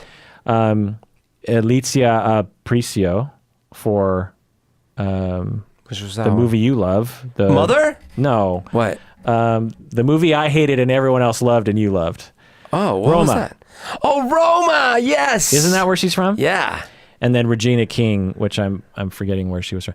So, after all this Oscar so white, and then the kind of adjustment, we're kind of back. Just didn't care. We're back to Oscar so white. Yeah. But I think it's kind of like an anomaly. Now, we can't say Bong Joon-ho is a person of color. Yeah, that's right. For director, but not for actors. Yeah. I think it's just kind of an anomalous year where we, for I think random reasons, I think next year we'll have, if things are trending in the direction, we're going to have a lot more people of color that will have, performances that will be the gift bags that people get, how they give gift bags. Guess how much it's valued at? Oh my God. Like $5,000. $150,000. Wait, no fucking way. Yeah. $150,000 gift bag to the nominees. Oh my God. Yeah. How many nominees? I don't know, but that's a ridiculous number. Yeah. Is that the highest it's been? Probably. So there's a list of what's inside. 6 luxury getaway experiences and spa trips. So like, trips, 6 trips for God. you plus 3 or something. Which is funny because it's like these people don't have that much free time, by the way. And they have plenty of money. Yeah. $25,000 worth of cosmetics procedures. Okay. Which is like, hey, actor, you need some work. Bulletproof doors. Wait. Bulletproof doors. Okay. Yeah. So you get like a coupon to have a bulletproof door installed in your car. Okay. In case you get shot at. Okay. A cannabis-infused chocolate tasting for 8 people. What? Because, weed's legal in California now. Yeah. After we legalized it first, not Colorado. We were tied for first with Colorado. Colorado gets all the love. Colorado, first place. No. Washington State and Colorado passed the law at the same exact time. We are progressive, too. We are number 1 as well. There's booze, of course. A 24-karat gold vape pen. Jeez, what's the deal with the pot? Yeah. Matchmaking services. Wait, is vaping for pot or for cigarettes? Both. Oh, okay. And for, just random things. And matchmaking services and other kinds of things. Okay. Wow. Joe Pesci has the record for the most years in between 2 nominations as an actor. My cousin Vinny. Goodfellas. Okay. And Irishman, 29 years. Wow. Al Pacino is second with what do you remember him being? When was the last time Al Pacino was nominated? Heat. Nope. Really? Before that. Holy crap. Not long before that. Once I say, you'll be like, oh yeah, of course. You probably don't like this movie. The devil one. No, that's not a bad guess. I really like that movie. I like that movie. That was a Devil's Advocate. Devil's Advocate. With Neo. I had that on tape. I watched that a billion times. I like that. Booyah! Oh, yeah, right, where he's blind. Yeah, Scent of a Woman. Which I didn't see. Yeah. Oh, you didn't see it? But I didn't want to see it because the previews annoyed me. Anthony Hopkins. So there's a lot of people who have been nominated this year who were nominated a long time ago. Do you know what Anthony Hopkins was nominated for 22 years ago? The one Remains of the Day? No, that's a good guess. I mean, he might have been nominated for that. Okay, then the Tolkien, the one where he plays before that. Not Tolkien, but the other guy. This is actually a one of the lesser known Spielberg movies. Oh. You probably don't even remember it. You might have not even seen it. Wow. Amistad. Oh, I didn't see it. Oh. That's the slaving ship one? Yeah. Yeah. Where they rebel. Okay. Tom Hanks was nominated 19 years ago last time for what movie? Big movie. Yeah. Where he... But he didn't win, right? That's the one where... I don't know. He might not have won. Yeah. He's basically the only actor in this movie. That's a big hint. Yeah. Isn't he the one where he's trapped in the airport or something? Oh, no, that's actually... That's no. Castaway. Yeah, Castaway. No, he didn't win, but he was nominated. Because his wins were Philadelphia Story and Forrest Gump. Kathy Bates was nominated 17 years ago. You'll never get this. About Schmidt in 2002. Renee Zellweger was nominated for what 16 years ago? Shut up. 2003. She was nominated? Yeah. For the Bridget Jones Diary. No. Actually, this is a really great movie. It has... Okay. It's about the Civil War. Oh. It has... she's in the movie, I think, with Nicole Kidman. No way. And with Jude Law. Ringing a bell? Cold Mountain. Oh, Cold Mountain was good. Yeah. She's in that. I like that movie. 14 years ago, Charlize Theron was nominated, 2005. I don't know if you've seen this movie. No, close to that time, though. The one where she's a worker? Yeah. North Country. Good. North Country, yeah. Let's see. So Scarlett Johansson is both nominated for Best Actress, Marriage Story, and Best Supporting for Jojo Rabbit. Oh. Can you name any other actor who has gotten both actress and supporting, or actor or supporting at the same time? At the same time in any point in history. Yeah, there was. Yes. I'd be really impressed if you. Oh, okay. I thought it was someone that we know. Well, it is. All these people you know. Oh, really? Yeah. You know all these people. Oh. I don't know. I thought I knew, but. Let me give you hints. So, most recent one, 2008. She plays Meryl Streep. Nope, a good guess. She plays Kathy Bates. Actually, no. Okay, that's a good no, not Kathy Bates. What's her name? The White. Shoot. What is her name? She played Queen Elizabeth. Yeah. Yes. Yeah. That's the year yes, I do remember that year. She was nominated for Queen Elizabeth, but she was also nominated for this other movie. For I'm Not There. There. That one. Kate Blanchett. Kate Blanchett. This actor in 2005, he played a singer, and he also played a taxi driver. Ooh, this is a good game. I like this game. You played a singer and a taxi driver. A famous historical singer. In what year? 2005. And he also played a taxi driver. I'll give you more hints if you need them. Okay, one more hint. And the singer had a stint in Seattle for a time in his career. Really? Yeah. You might not even know that about this guy. Oh. The taxi driver drives Tom Cruise. Oh, in the one where Tom Cruise has white hair and he's like an assassin. Oh, yeah. of course. Jamie Lee Fox. Jamie Lee Fox. No, Jamie Fox. Jamie Lee Fox. Jamie Fox. Yeah. And he played Ray Charles and the taxi driver. Collateral. Yeah, Collateral. It's kind of a weird name, Collateral. 2003, this actress was in a movie that I don't know if you saw, and another movie I don't know if you saw. Julianne Moore, Far From Heaven and The Hours. Okay. Oh, I did see The Hours. Okay. I love The Hours. 1994, way back when, we have an actress who played across from Anthony Hopkins. Okay. In a very famous movie. Silence of the Lambs. An actress. Well, yeah. So Jodie Foster. No, but that's a good guess. Okay. The other Anthony Hopkins movie that was big back then. Was this Anthony Hopkins? Wait. Pretty sure it was Anthony Hopkins. Wait. So this actress played in some movie. This is hard. This would be hard.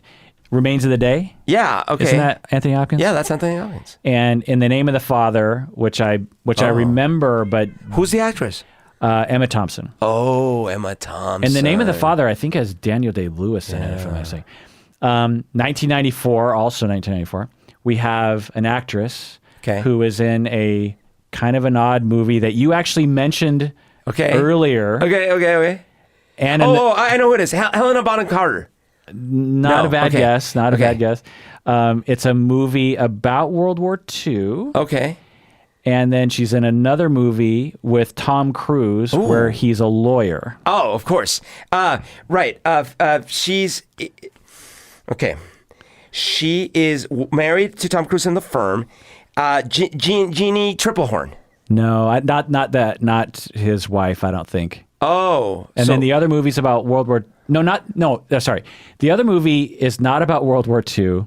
It's a weird movie about... She has a wood finger. And it has...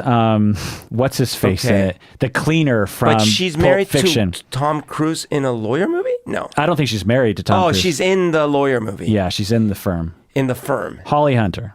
Oh. So the piano. Right. So, which I hated that movie. Yeah, I remember liking it. I think, so here's the thing. If Colin, you're listening thus far, the piano came out when I was in my 20s. Uh-huh. And I think there's something in your 20s where you're just looking for something different. Yeah. Like you appreciate when they riff on the form. Yeah. And you can follow it, I think that's why I love David Lynch so much in my 20s. Yeah. And the piano, I think I liked because of that. But if I watched it again today in the way that I watched The Lighthouse, I wonder if it's like, okay, I've sort of been there, done that. I just want like a movie I understand. This actor in 1993, we already have mentioned, who won for Best Actor. Okay. He also won for Best Supporting Actor in one of the best movies of all time, which which I will give you one hint. In 93? 93, I'll give you one word, Leads. Oh, yeah, of course. So, you're talking about Glengarry Glen Ross, which is one of my favorite movies of all time. You're saying one of the actors in there. Yeah, also one. Jack Lemmon. Not a bad guess. Okay. Keep going. Well, I mean, Al Pacino? Yeah. Oh, okay, Al Pacino. Okay. For Scent of a Woman. Oh. Glengarry, and what was he? Glengarry was 93? Yeah. Holy crap. Yeah, in my head, that's like the 80s. Yeah. But no. That's crazy. Yeah. I remember watching that movie, because this is back when you had no idea what a movie was about. No. And you just sort of go to the VHS store. Yeah. And the VHS stores that I would go to in the early 90s were like a 7-Eleven kind of store, And you're just like, okay, I guess we'll watch this one. Yeah. And I remember just being like, oh my God, this is I'd never been in that world of like sales and stuff. Yeah. I actually rewatched some part of that movie. And there's one aspect, like, because, it's like a play. It's so small. It's so contained. Yeah. It's almost claustrophobic. Yeah, it's amazing. You don't see the people's houses and things. You're like, except for that one where but like, it's such great. Yeah. Ed Harris. Yeah. Of course, Alec Baldwin. I actually, you might be interested. We were talking about James Bond, and I was talking about how I haven't really enjoyed the new movies with what's his face, Daniel Craig. Yeah. And I decided to rewatch. You say Casino Royale is one of your favorites, right? Yeah. So I decided to start watching again. So I've started to rewatch it. Oh, good. It has some dated stuff in it though, really? and it's a little silly. Like I've watched the first, 35 minutes or something. And this is like the parkour scene where they're running it. It's pretty cool. Pretty good action. Kind of absurd, but of course, James Bond. Sure. James Bond can do it. That's the thing. But then, so this is supposed to be a reboot. We have brand new M. We have brand new Q.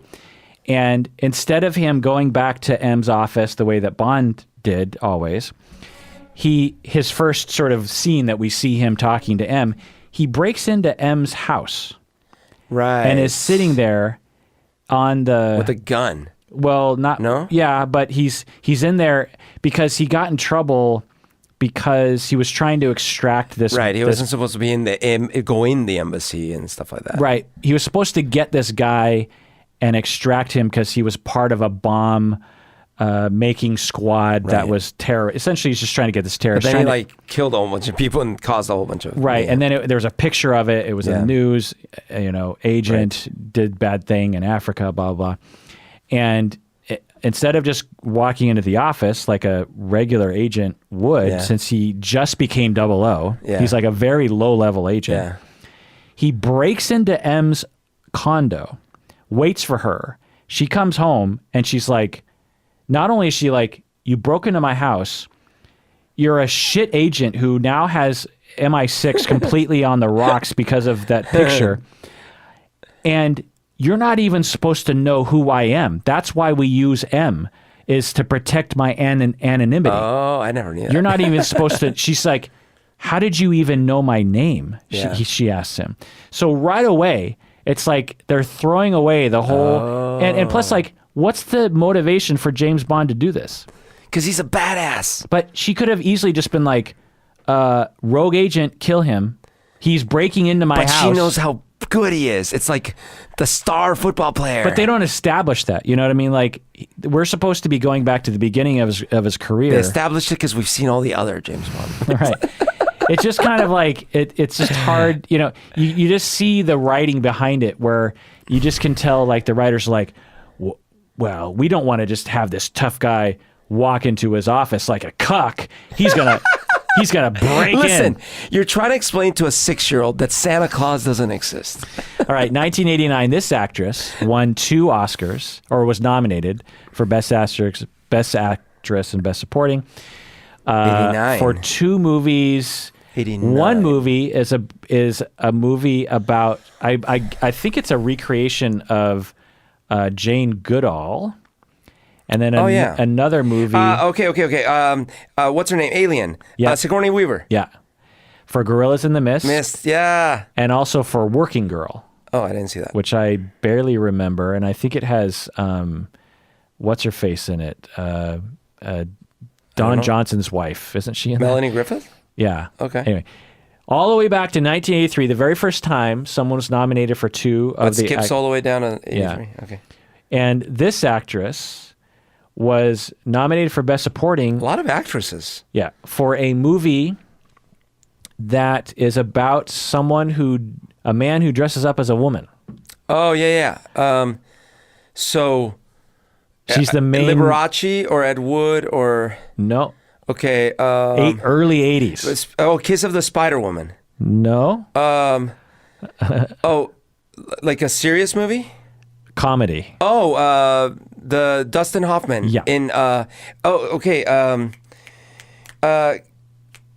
it's Tootsie. Yeah. And she is. And what's the other movie? I don't know the other movie. I'll just give you it's called Frances. No, I don't remember. Jessica Lange. Oh, Jessica Lange. Yeah. She was huge. Yeah, she was. In the early 80s. Yeah. Yeah. So that was a fun game. Yeah, I like that game. So we're hoping that I hope Little Women wins.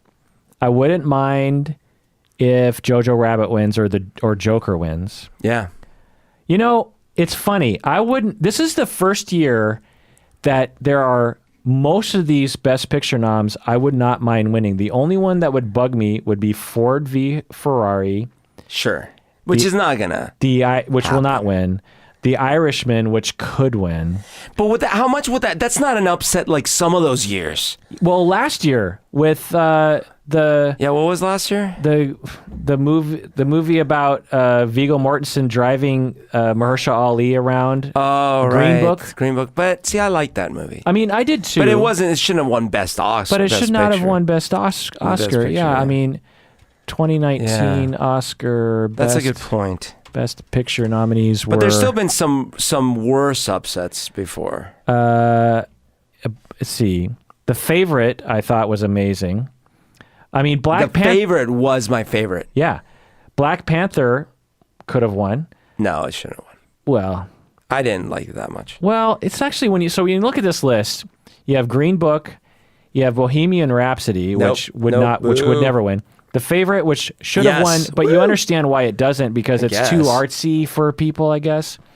Black Panther would never win because 1, I don't think it was the Best Picture, and 2, it's a superhero movie.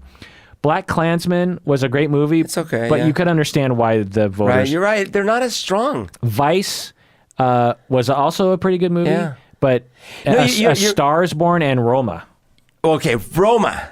But you understand why. But you understand why that didn't win because it's not less standard. But you're right. Like this year, there's more movies where you're like, okay, I see why. Okay, I see why.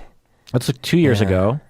2 years ago was strong. Dude. Did you win? You won last year, and I think you won 2 years. No, you didn't win 2 years ago. I did. You came in second 2 years ago. No, remember? I won because of the upset. Because I went with Moonlight. No, that was 3 years ago. Oh. Wait, what was... So 2 years ago was Shape of Water. Oh, yeah, I didn't... So 2 years ago was... that's the one that I was so upset about. Yeah. Darkest Hour, Dunkirk. Oh, my God. Those are... Phantom Thread, which is a great movie. I mean, there were some amazing movies. 3 Billboards, Get Out. All of those should have won over Shape of Water. Right. The Post, which, meh. Call Me by Your Name, which is amazing, and Lady Bird, which is amazing. All of those. Yeah. The Shape of Water was like the safe one. Green Book was the safe one. So if we go with the safe one this year, it's probably 1917. 1917. Yeah. Yeah. That's a But good point. 1917 isn't as safe. But Moonlight was not safe. Right. La La Land was safe, but Yeah. but they went with Moonlight. Yeah. Yeah. Because like So if we go with 1917 is safe, but it's not nearly as safe as Green Book and The Shape of Water. Fair enough. So if we go with the non-safe one, it could be Joker. Could be Joker. I'm going Joker, Yeah. but I'm not going to tip my hand. Maybe I'm going But Once Upon a 1917. Time in Hollywood is a movie about old Hollywood, and old white guys They're are going to going to reward them. Yeah, But they- it's Quentin. But he's won 2 Oscars before. What Oscars did he win? Screenplay For Oscars. True Romance? No. No. For Django Unchained. Oh, right. And for Pulp Fiction, I believe. Oh, that makes sense. Yeah. That makes sense. But he's never won Best Director. No, or Best Picture, Best from Picture. what I understand. That's what I'm saying. I don't think they're ready. It's too soon for them. Yeah. I think I have it written down here. Yeah, he won for screenplay for Pulp Fiction, Django Unchained. He's been nominated, though, for other movies as well. Yeah. Anyway. All right, Berto. So that was our deep dive into 2.5 hours. You Nice. know, I was talking on YouTube Live recently, and I was like, they were asking, what episodes do you have coming up? And I'm like, well, there's an episode coming up in which Berto and I talk for 3 hours about monogamy or something like that. And I'm like, man, 3 hours, like, that's brutal. I'm sorry we did that to you. And there were, a good amount of people who are like, we love the long episodes. And I have to say, for the podcast that I love the long ones. Because there's a theme, if you're not meandering too much. Well, that's one of my frustrations with a lot of the channels I like on YouTube, is that they're shorter. And when the whole point is the visuals, I actually kind of like them shorter and stuff. But when I want to listen to interesting topics, I don't want to keep having to pick a new video. I just want to set it and forget it for like 2 hours. Well, if you're listening out there, you said it and you forgot it. Forgot it. And please take care of yourself because You deserve it.